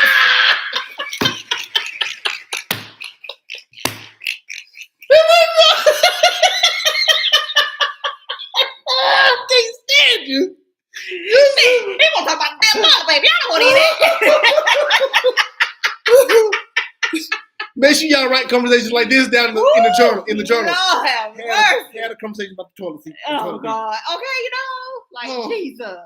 But I swear, man, when you all start growing together and understand you're stronger in certain areas than the other party is, until you give them time to grow, it makes your marriage so much better. It makes your marriage so much better, man. Yeah, when y'all can talk about the toilet paper. Yeah. Who puts it on, who don't. Yep. Because this is the thing. Ask me this question, TikTok, YouTube. So before you do that, real quick. Yes.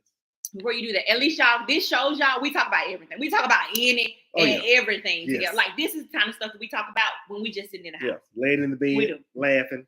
Yeah. There's no conversation that's out of bounds for us. Oh, nothing. Right. However, my wife never asked me to take care of certain things for her as a woman. My wife has not, and I think you all heard this, my wife has not bought sanitary wipes or pads or tampons and like that. She hasn't bought that for herself in how long? 14 years now. I probably can't get her to put on toilet roll, the tissue on the toilet roll. But I try as a husband to make sure my wife has everything that she needs. Not necessarily everything that she wants.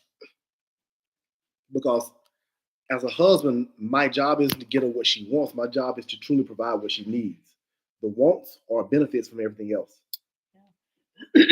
Queen, beautiful queen, we're coming to answer your question in just a second. Yep. So I just want to put that out there for more husbands. Make sure your wife has everything that she needs, man. And wives, make sure that your husband has everything that he needs. I was hoping she would say that this is the thing, though. It's about being selfless. Yep. The love that I have for me, I need to give to him and make sure that he has everything that he needs because he's doing the exact same thing for me. When you become selfless, that is what truly makes your marriage where nobody's needs go unmet.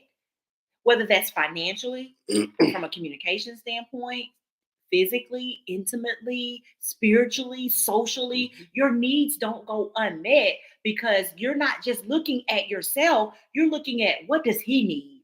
Like what does Joaquin need to make it through this day? And I need to make sure that I'm able to do and be whatever that looks like.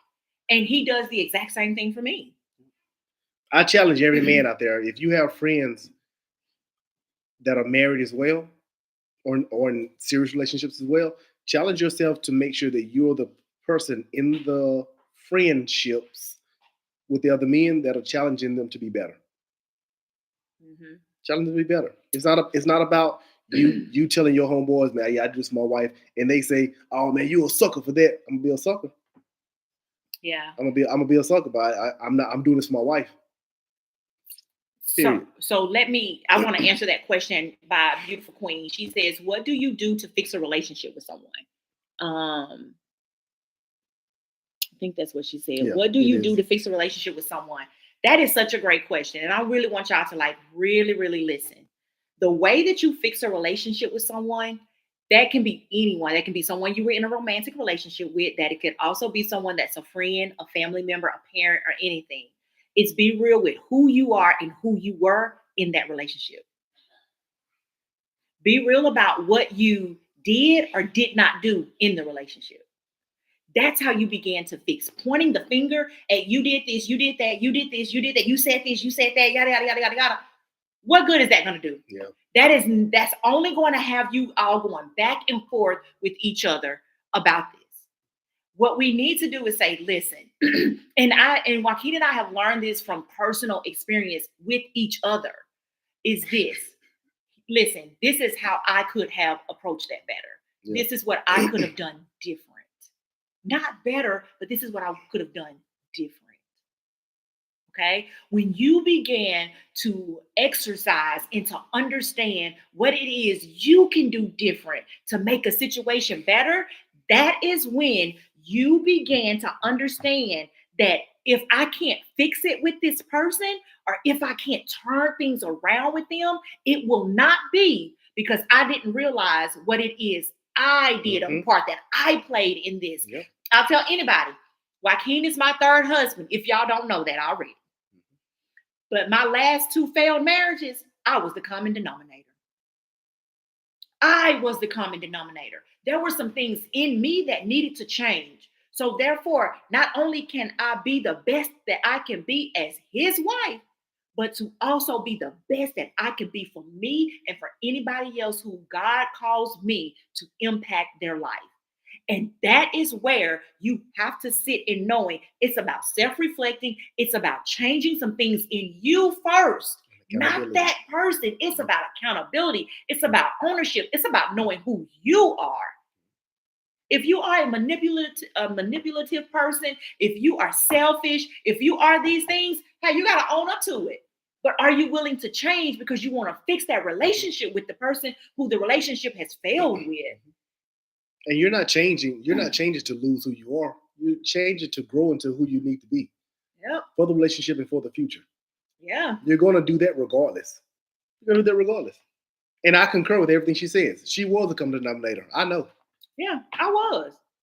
I mean, if you were to hear some of the stories from my past, it's like, yeah, she was the problem. I would not have wanted any of you all that follow me now to be listening to my past. I wouldn't let. I wouldn't want y'all to listen to the 25 to 35-year-old Stacy. Y'all better listen to the shit she said. I wouldn't let you listen to what she said. Baby, she was terrible. Okay. And I'm gonna be honest with you all. I'm gonna be honest with you all. I was selfish. If I would have known how selfish she was, I was extreme. There never would have been a marriage. I was once again. It goes back to being real with yourself and real with others, and giving people the choice. In matter of fact, if she'd have showed me some of the things she was real selfish about prior to us getting married, we probably wouldn't be married. No. Yeah, but hey, I'm glad that I sent a representative. She sure better be glad. I'm kind of glad I sent a representative first. Yeah, but she better be glad. But I'm gonna tell y'all, listen, I might have sent a representative first, but my eyes, I was enlightened to some things in me by sending the representative to Joaquin. Now you can send a representative, but somebody that calls that representative out of you, woo, that's the type of person you want to be with. Like you want to be with that person that's gonna call you a bullshitter, okay? That's gonna call you out on your mess, okay? I love the way that Joaquin called me out on my mess. And I know that's kind of strange for somebody to say because some people don't like to be called out on their BS. But I appreciated that. Like I even laughed at myself. I was like,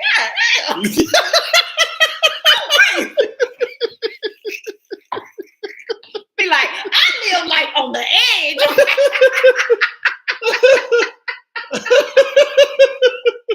And I'm telling you, baby, as a husband, you better be ready. Everything that's broken in that woman, you have to love her back to life. Y'all, and he loved me back to life. That let me tell y'all, Joaquin used to be like, ain't nobody gonna punch you in your face. I asked my wife, you don't have there has to be somebody with a record out here for an assault. He said there has to be somebody that has assaulted you, that has choked you, that you got a restraining order against.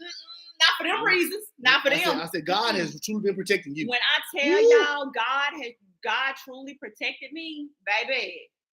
Because I was, this mouth, ooh, baby, this mouth of mine. Some of the stuff I used to hear my wife say to other people, or I've heard she said to other people, I would look at them like, would you ever? She like, I would never say that to you. I would never say that to Joaquin. Baby, these lips ain't finna part and say some mess like that to Joaquin.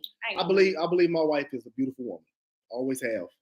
Always will. I think she's gotten pretty as the longer we've been married. I have. Thank you. That's a compliment. That was a compliment. That was a Lord have mercy. Anyway, but there's not a woman on this earth that's pretty enough or fine enough for me to stay with and be disrespected and not be valued. Not a one. Not a one. Beauty and body will fade. But humility and respect, man, that stuff only gets better. When a woman shows you the true essence of a woman, that's what you love about her. Not her body shape. Baby, I showed him the true essence. You showed me something else. Okay. It was not his essence came afterwards.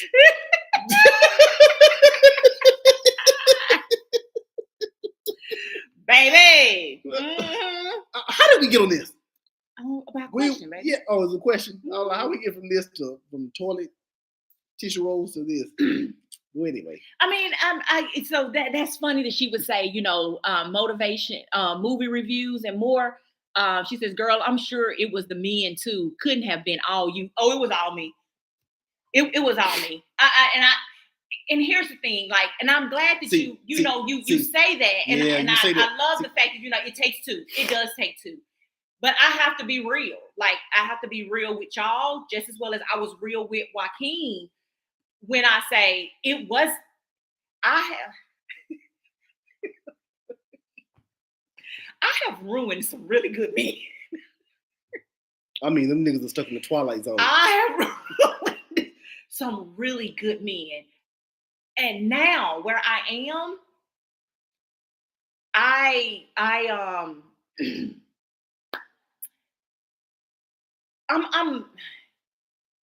didn't think that was okay. Like where I am like right now, like I didn't think that it was okay the way that I truly ruined those men. Like they don't look at women, they don't look at relationships the same anymore after what happened. Shut up, Lucky. I don't like talking about this with my husband because he makes me so sick when I talk about this with him.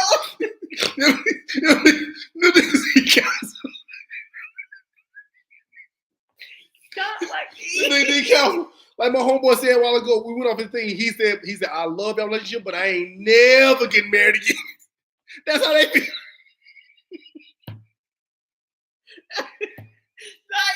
So, I mean, I appreciate that when you say, I can't take all the credit. I can actually take all the credit for my past marriages and a few relationships. And I will say this. So I love the question, but I also love the way my wife didn't reflect or deflect anything. It's about taking accountability for what she's done. Like I did something. She can't talk about what they did because they does take two. Mm-hmm. And that's why it's so important to going back to the young lady earlier to ask the question, should I date in my 20s? No. Learn who you are so you don't end up ruining people and ruining a viewpoint of yourself. I think that's the best advice that Joaquin and I could give tonight so that you don't ruin somebody else and you don't ruin some great friendships or things that could have turned into great friendships. I got a microphone. Some things that could have turned into relationships and things of that nature. Like I did. I did and said some things that I'm not proud of. With no. And I had no remorse, no remorse. It didn't faze me to say what I said, do what I did, and walk away from it and be like, you proud. But that's the thing. That's when it comes to people not being real with you. Yeah. Yes. When people are real with you, you can't help but respect them, and it drops little seedlings of, hey, am I like that? Yeah. But when people are telling you ain't nothing wrong with you, no, something wrong with you. Yeah. Some were serious. I mean, I was really. I used to tell my wife before getting married, I was like, I see why you 2 times divorced. Yeah. Something wrong with you. I didn't have any humility. Like I didn't, and I'm telling you guys, like over the last 19 years that Joaquin and I have been together, you can't tell me that my relationship with Christ is not why I'm living the life that we live now. Like you can't. Everything changed for me from a mindset, from my heart, from the way I serve people, the way I will continue to serve people. Like all of that changed when I truly, truly established my relationship with Christ. We would not be, if I were the same person I was then, or even had a little bit of that mindset that's there that I could just grab whenever I wanted to, we wouldn't be living this life. Period. Like God would not be blessing us. The humility wouldn't be there. The selflessness would not be there. The peace, the happiness that we experience every single day in life would not exist in our home if it wasn't for the relationship that I currently have with Christ. And I promise you, like that is what turned it around for me. That's what made me a better person. And I love how she took accountability because it's her relationship with Christ. My relationship with Christ is the reason I am where I am. So, man, I encourage you, if you're 20, I'm not telling you how to what religion to practice if you even practice one. But I will tell you that there's something greater than us that I would tell you to lean on, other opposed to some other man, or if you're a man, some other woman.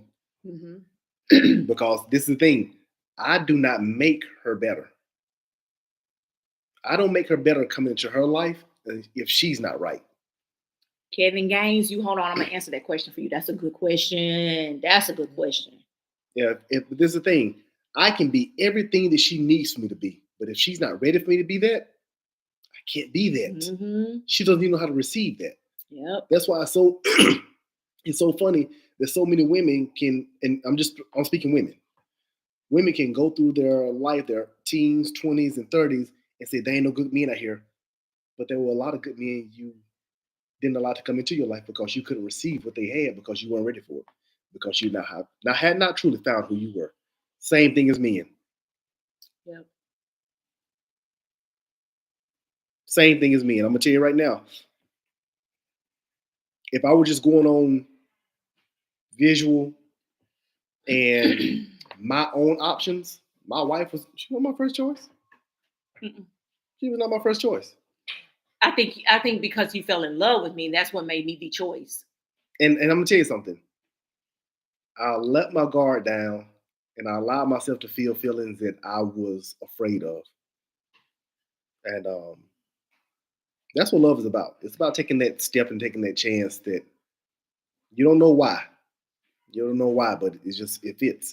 It was God ordained too. It was definitely God ordained. Like our relationship, when we went through the infidelity, when we went through the healing from the valley low to the mountaintop, like it was all God. Like it was truly all God.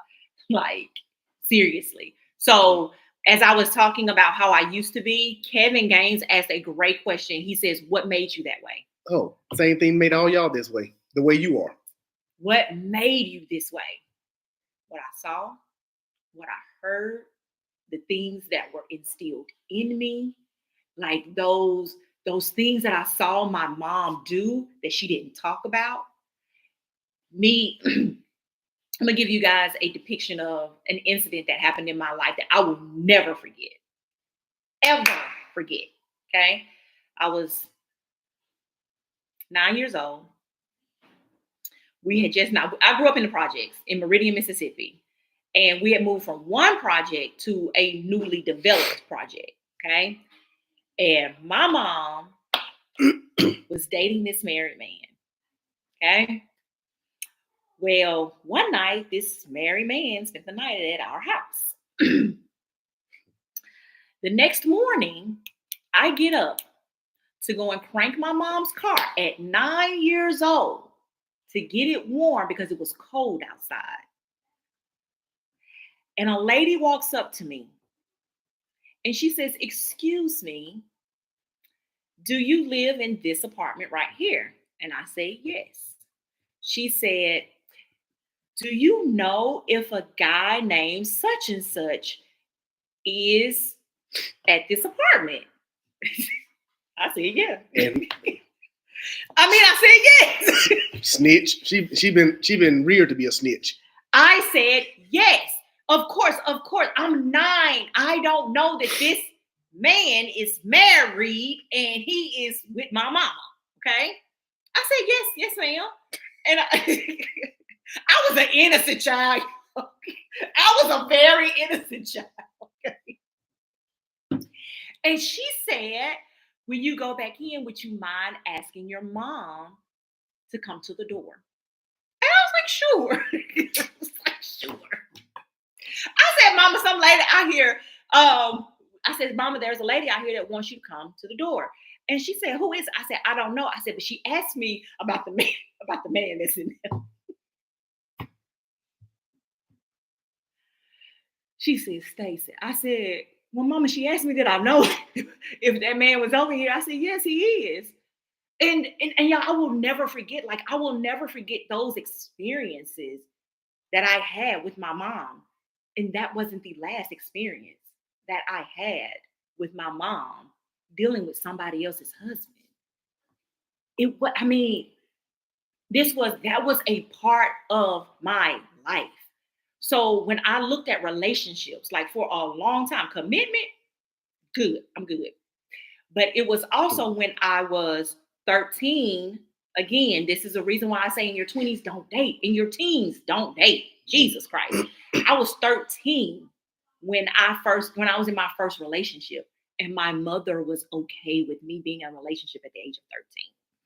With an older person. He was 2 years older than me. Come on now. Okay. Yes, he was 2 years older than me. See, okay? defensive. See that? Okay, whatever. Anyway, he was 2 years older than me, but that was my first relationship. At the age of 14 is when I called over to a friend of mine's house, only to find out that the guy I was dating at that time was at her house to see her.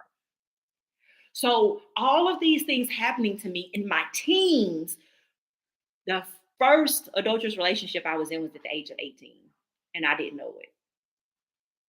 I lived in New York at the time. I was getting ready to graduate high school, met this guy that was many, many years my senior. He didn't live in New York, but his mom lived in New York, and that's how I met him. He lived in North Carolina. Didn't know for a whole 2 years this man was married. So it was all of these experiences that I had with watching my mom in relationships, watching my dad, who I met at the age of 3. Not my father. My father, I've always known my biological father. Always had a great relationship with him. But my dad, who really raised me with my mom, came into my mom's life when I was 3. Loved that man to death. Yeah. But I watched him and my mom in their relationship that was very toxic. It was very unhealthy and everything. But to this day, I have a great relationship with my stepdad, an amazing relationship with that man. And I tell him to this day, I don't fault him for anything him and my mom went through because she allowed him to do that to her. Yep.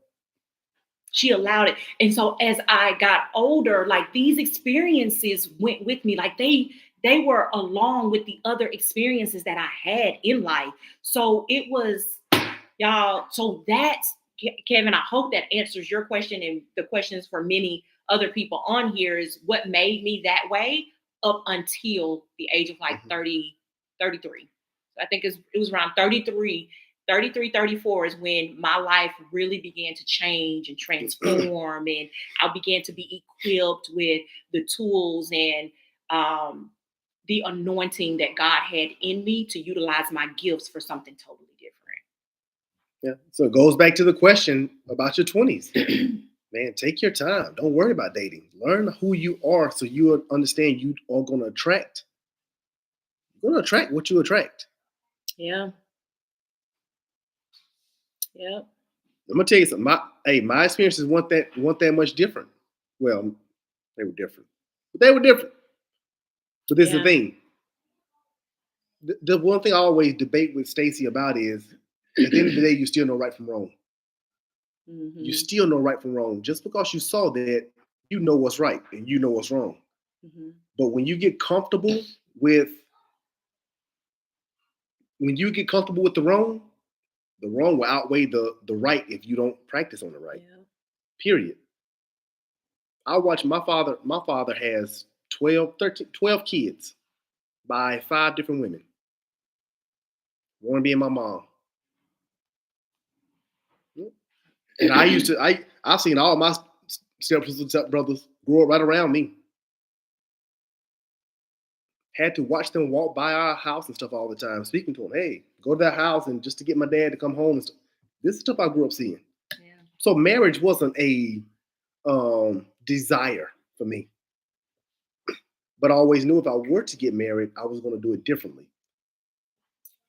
Did I have something to overcome? Yes. Because I am my father's child. But you have to want to be different. Yeah.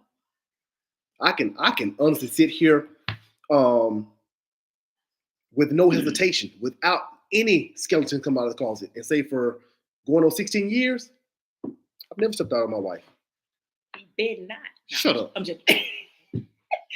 So listen. Man, girl. That's like a nerve. Yeah, you better. See, this one of the moments she played too much. See, this one of the moments, people. Did you see that? Y'all see that? She played too much right there. Yeah. What's I playing? All the opportunities I had, I'm not going. So somebody was like, somebody who hadn't heard our story was like, wow, you guys experienced infidelity in your marriage? Yes, we did. And she Go did. on, Joaquin, go. She did. I knew he was gonna say, and she did. It was her. Yeah, pineapple. No, ain't no pineapple. I'm the victim. I'm the victim. It was her. And in the state of our marriage that we were in, she probably beat me to the punch. Are you serious? Yes, I'm serious, Michelle. It was her. Michelle, are you serious? Yes. But this is the thing. It grew the both of us. Somebody said, stop. Michelle said, stop. Man, we just, when it comes to marriage, you have to want to love that person to life. It's a lot. I'm sorry. It's a lot of people on here that didn't know that. That's funny because that's something like where y'all been, because that's something we talk about quite often. Like we don't veer from the transparency of that in our marriage. That's why when people come to our marriage retreats, they are blessed. When they leave there, they have a different set of hope. Because this is the thing. We once again, we ain't doing this for views. We ain't doing this for likes. We're doing this to be effective. To impact. Again, we ain't trying to get famous. We just trying to be effective. Y'all better recognize what he said. Y'all better recognize what he said. We doing this to be impactful. Okay? That's silly, man. Yeah. But yeah, that's why we do it. You know, some people, she said, I'm not surprised. Why you ain't surprised? She's not surprised that it was me. Oh, yes. Yeah. Hey, but this is the thing. A lot of people are realizing now that it's not, taboo for a woman to step outside of marriage. No, most women just don't get caught. Yeah. Am I lying? I'm not gonna say that. Okay, I ain't lying. Pineapple. The pineapple. That's pineapple. Okay, that's pineapple. I'm sorry. I'll take that back. I'm sorry. But yes. But Joaquin and somebody asked, how did you get past it? I ain't. I'm still getting past it. No, I'm serious. There was a great book that I'm actually doing. I finished doing my podcast, and I'm actually finished doing a book with the men that I want to invite in. And it's called "Getting Past What You Will Never Get Over." The book is titled "Getting Past What You Will Never Get Over." Mm-hmm. I found this book about 10 years ago, walking past a bookshelf in Walmart, and the title caught my eye. This one's been one of the best books I've read 5-6 times over the last 10 years, and I offer it and recommend it to a lot of men, a lot of people. You get past things that you never get over, but you'll learn how to allow them things to grow you, to mature you. I don't see my wife as that same person as she was then. I've seen her change, but I also wanted to see her change. I had to see her change. Most times people get stuck in seeing the people that hurt them in the same light in which they were when they hurt them. And they can't get past that. Yeah. Fortunately for her, unfortunately for me, we were married. We've been together, I've been gone. We're just together. Mm-hmm. So go ahead. Go ahead. No. Go. I'm gonna state a question. That's all. But I will say this. If you were viewed for all of your past failures, who would you be? There's one thing, I cannot be a hypocrite, and I cannot sit there and say and put everything on my wife and say she's this, and she's this. What have I been? What have I not been? So when you look at it from a balanced perspective, you have to give grace, and I get grace from God every day. So do you. You have to be willing to give grace in order for people to actually want to change. And so, that's a great question. That's the question I was about to go to. Oh, that's the KK classic. What made her step outside the marriage? Her. Mm-hmm. And that's true. I ain't do nothing. What didn't you do then? No, since you didn't do nothing, what did you do? You know what I did? I stood up for myself as a man and wouldn't let her have her way. And when somebody's used to having their way, they will easily resort back to the comfort zone. Y'all hear his passion. Y'all hear his passion, baby. He Yeah. his passion. Pineapples.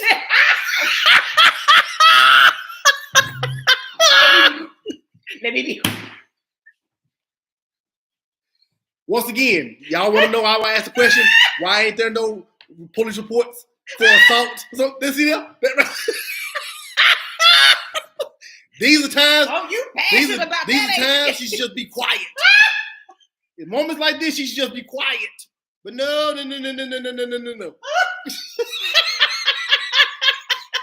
And I can't stand Joe. So when things get heated in our house, this is kind of how it goes. This is kind of how it goes when things get heated in our house. Be like, oh, you passionate now? Calm down. I be like, calm down, Tiger. Calm down. They just asked you a question, Tiger. It was just a question.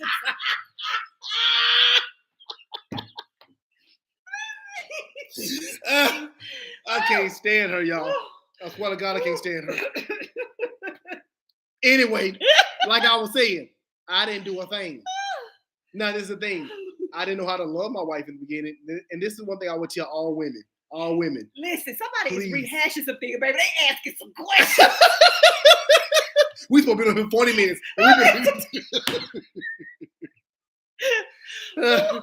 Okay. Yeah, somebody said, oh God.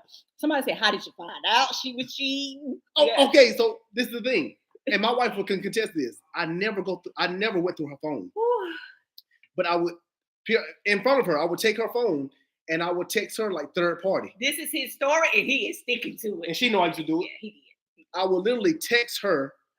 I would text my phone from hers and then respond from my phone as if it was her responding. So it was like a third party thing, little joke I had.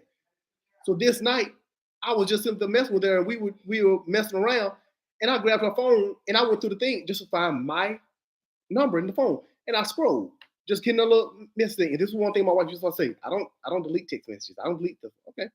So I scrolled. As I'm scrolling, my finger stops. I just hit the stop button and I was like, and I got ready to scroll again, but I was like, wait a minute. So the last message that was on there was what? And for a long time, I could not call him this. What did you say? It was something. I know you correct me to this day. Oh, to this day, she can't call me babe. No, don't ever call me babe. No. Once again, getting past what you will never get over. That's why I had that. That's why I needed that book. You can't call me babe. Babe is the trigger for me. Mm-hmm. Babe takes me back. Mm-mm. BABE. Yeah. I can do that. The hey baby, I got one for you.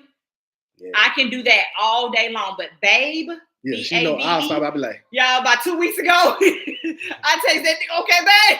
He said, baby. I said, okay, yeah. You're right. Baby. Once again. Pineapples.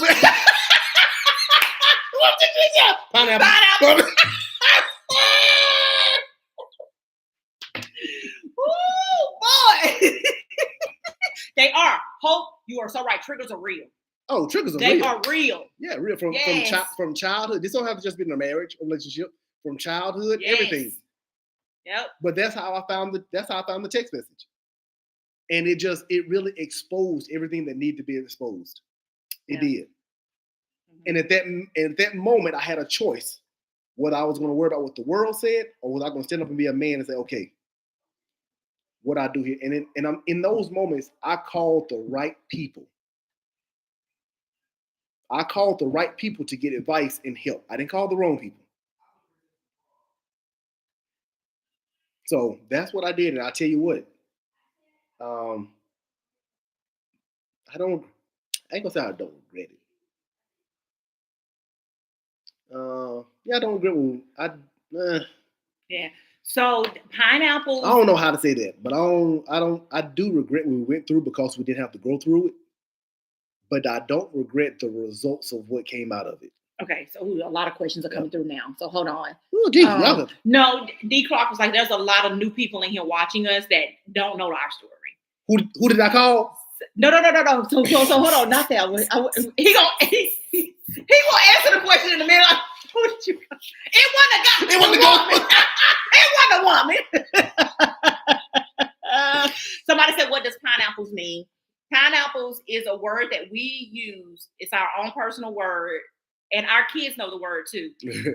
Pineapples is a word when we've gone too far. When like I could possibly take offense to what he's saying, or we're getting it to a place where it's not okay to talk about that right now. So, but we use pineapples also when we're joking with each other, like we have on here tonight.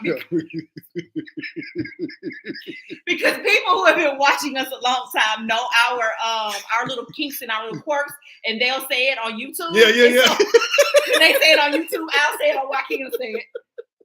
Like, yeah. And that's a good thing for couples to have. Yes. Have words that allows the other person to know that they probably went too far, intentionally or otherwise. Yes. So it gives them an opportunity to say, okay, now they're not being accused of something. They can reflect on what they've said, what they've done, right? To make sure the space doesn't get too heated. The tension does not really cut really, really bad. So you have those words, like we have some people who Hennessy is their word. We have some couples that have Hennessy as their word. One of them on here is oxtail. One is watermelon. So it's whatever you and your spouse come up with that you guys agree upon. Like it's that trigger word. Like this is a trigger, and so we know how to handle each other in those moments. And we can be in the middle. We can be in the middle of a conference, and I was talking about something, and my wife on the other side of the room, pineapples. I was like, my bad. Yeah. So you just have to make it your own. We did not.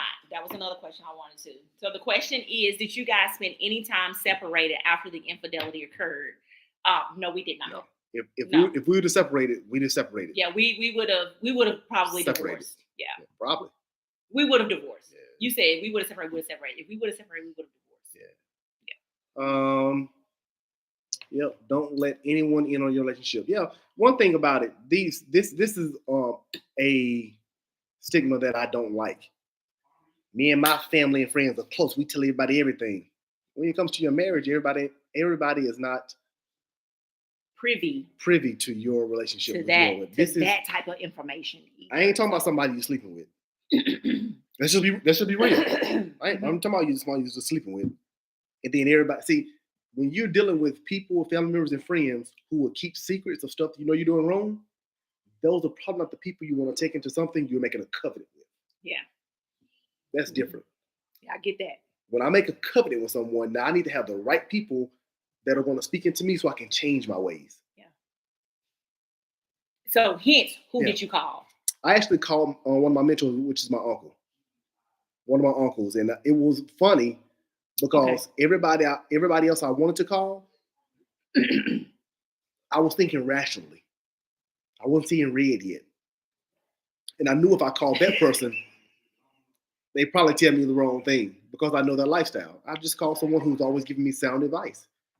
And I'm telling you, the one piece of advice that he gave me that I didn't want to hear, but I needed to hear, is that he said, you're still my nephew, you still know what I expect, and you're still her husband. Act accordingly. Woo! We get into your question, Leslie W. I can't stand you. Let me tell y'all the best thing my husband could have said, and I appreciate my uncle for that. And I'm gonna tell you, that's the uncle that, like, I have 3 uncles, which are all his uncles, but they my uncles. That I can talk to about anything. Like, they're gonna hold me accountable. And my uncle was like, he was disappointed, but our mentors also did the exact same thing. Like, they held me accountable. They was like, you were wrong, and if he divorces you, he has every right to. Biblically, my husband had every right to divorce me, every right. And this happened, unlike most marriages or some marriages that these things occur in, for us, it happened year 2. Yep. We were in year 2 of our marriage. Yeah, it happened year 2. So. Pineapples. Yeah.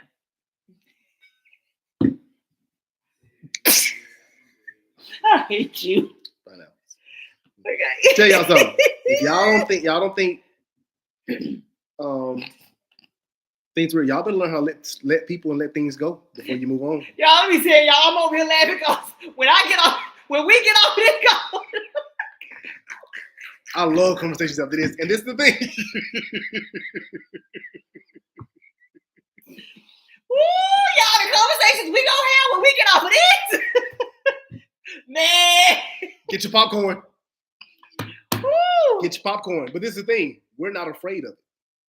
We do not shy away from conversations because we know we've grown from them. Right. These type of conversations don't put us back in a pit. Don't put us back in a hole. We know we're not those people anymore. And when I say those people, I'm talking about even myself. But once again, and this was crazy. Think about this as somebody stepping out. When you step out on somebody who's doing everything for you to somebody who not doing half of that, what does it say about you? Okay. Real quick, we have a couple of people on here. I'm so sorry, but before they jump off, I want to let them know that the marriage retreat is coming up again in October. It's October the 5th through October the 8th. It's going to be in. It's the weekend of, I think, is that Columbus? What day is it? Is that Columbus Day? It's Columbus Day weekend. So. I think that's the weekend in October. So I think it's October the 5th through October the 8th. It will be in Phoenix, Arizona at Weekapaw Casino and Resorts. It's listed on there, but it's listed for January. I have not changed the dates, but that is the date and that is the cost of it as well. But I will go in and get that changed. And that is all inclusive. From the time you arrive at the airport, you will be taken care of until the time you leave. From the time you leave. Period. I'm telling you, if you can speak to people that have been to our retreats before, they'll tell you they get treated like they're superstars. That's how we want it to come in. Y'all get treated the way I like to get treated when I travel. I mean, y'all do. You do. Yeah, you do. Yeah. But that's what you want to expect out of your marriage. But that's for topic for another day. Yep. And even then, when he found out about my infidelity, he didn't sleep on the couch. And that was a choice, man. That's a tough choice, y'all. Yep. That's a tough choice. See, those are real men. Those are real men. And I'm not shading any man that have had to have their space for the moment. But I made a commitment. Now I slept on top of the covers, cold. Don't you touch me. You sleep under the covers, dude. You can actually go on YouTube, Peyton Who you see yesterday? Peyton Wynn. You can go onto YouTube and look at the video from last October's retreat. And the only reason we didn't have a retreat this past October, my wife got COVID. I got COVID. She got COVID the week prior to the retreat, and we had to actually cancel it. Yeah, and we were gonna do it in January, but couldn't do it then either. Yep.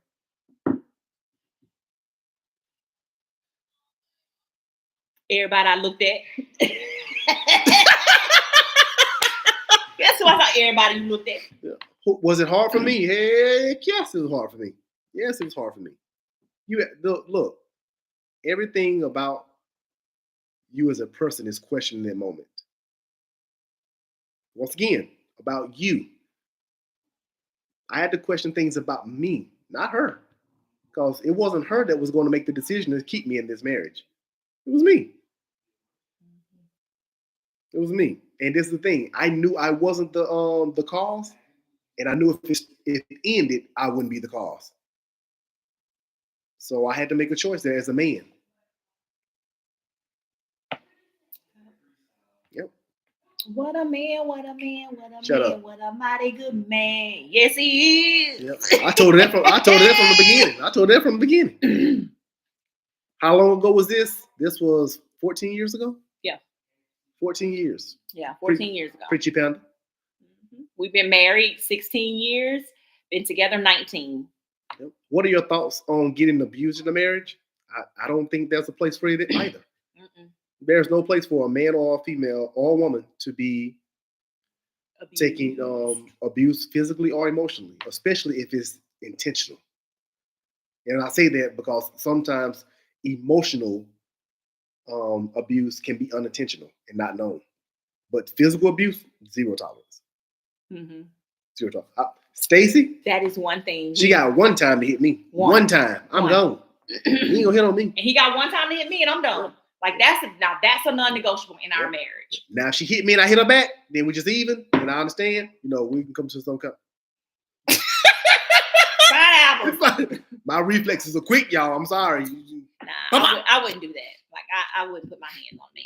But see, I I watched my father physically and emotionally abuse my mom for years growing up as a kid.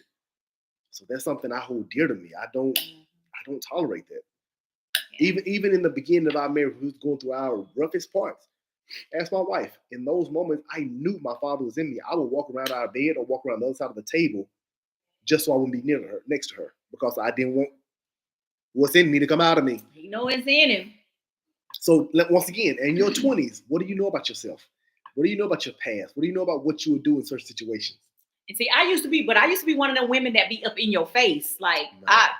And Joaquin would remove himself from it. Like he's like, I'm not going there with you. I'm not doing that. They're Like, trying to bowl for me like she can whip me. I've never bowled up at you. Now that's bowing up at you. I've never done that. I'm sorry. I've Walk gotten in your up on me. Yeah, I've gotten in your face, but I will not. Why'd you walk up on me though? Trying to debo me, right? I needed you to hear me. No. I heard you over there. I heard you over there. I need you to know I was serious. I need to be aggressive, assertive in that thing. You've already showed me you can be aggressive and assertive. Yeah, I need you to be real. That's what I need. So be real with yourself. Be real with your spouse. Yeah. So. And I'm be honest with you, if you have some before you get married, if you have some unsettled feeling about yourself, you better trust it. Trust it. What's a little bit more time of waiting to make sure you're sure?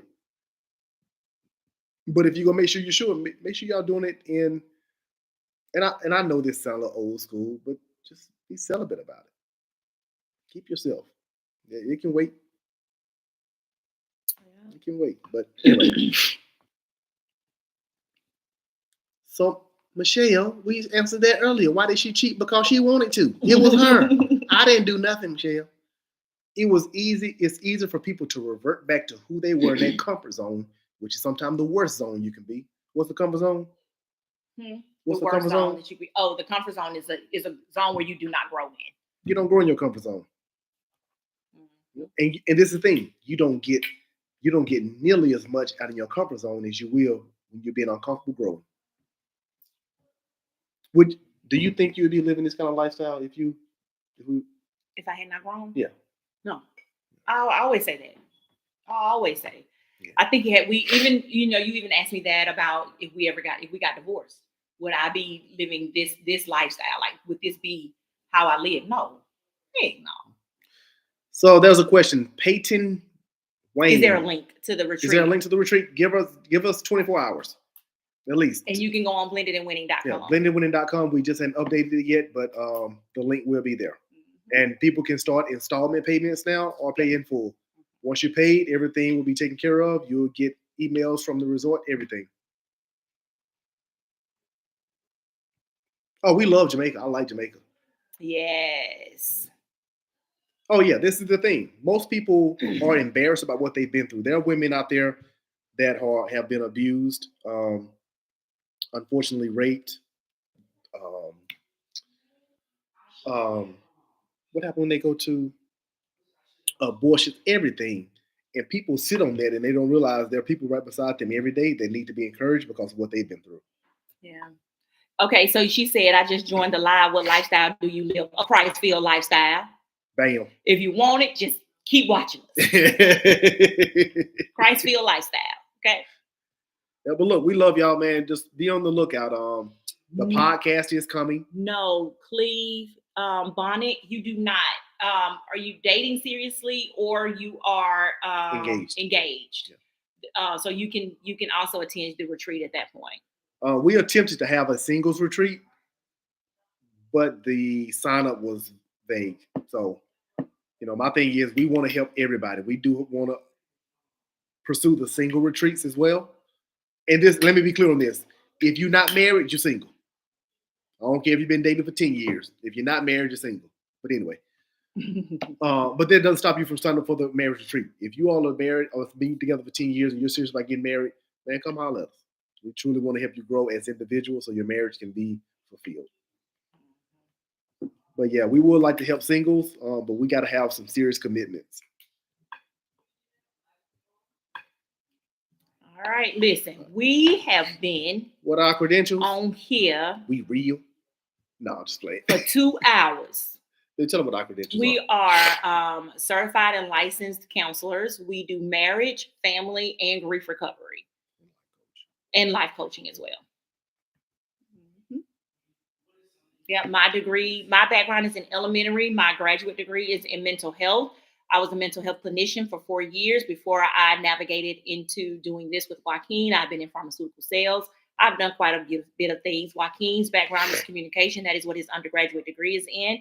He is also a speaker. Does that help? There you go. I mean, thanks for the question.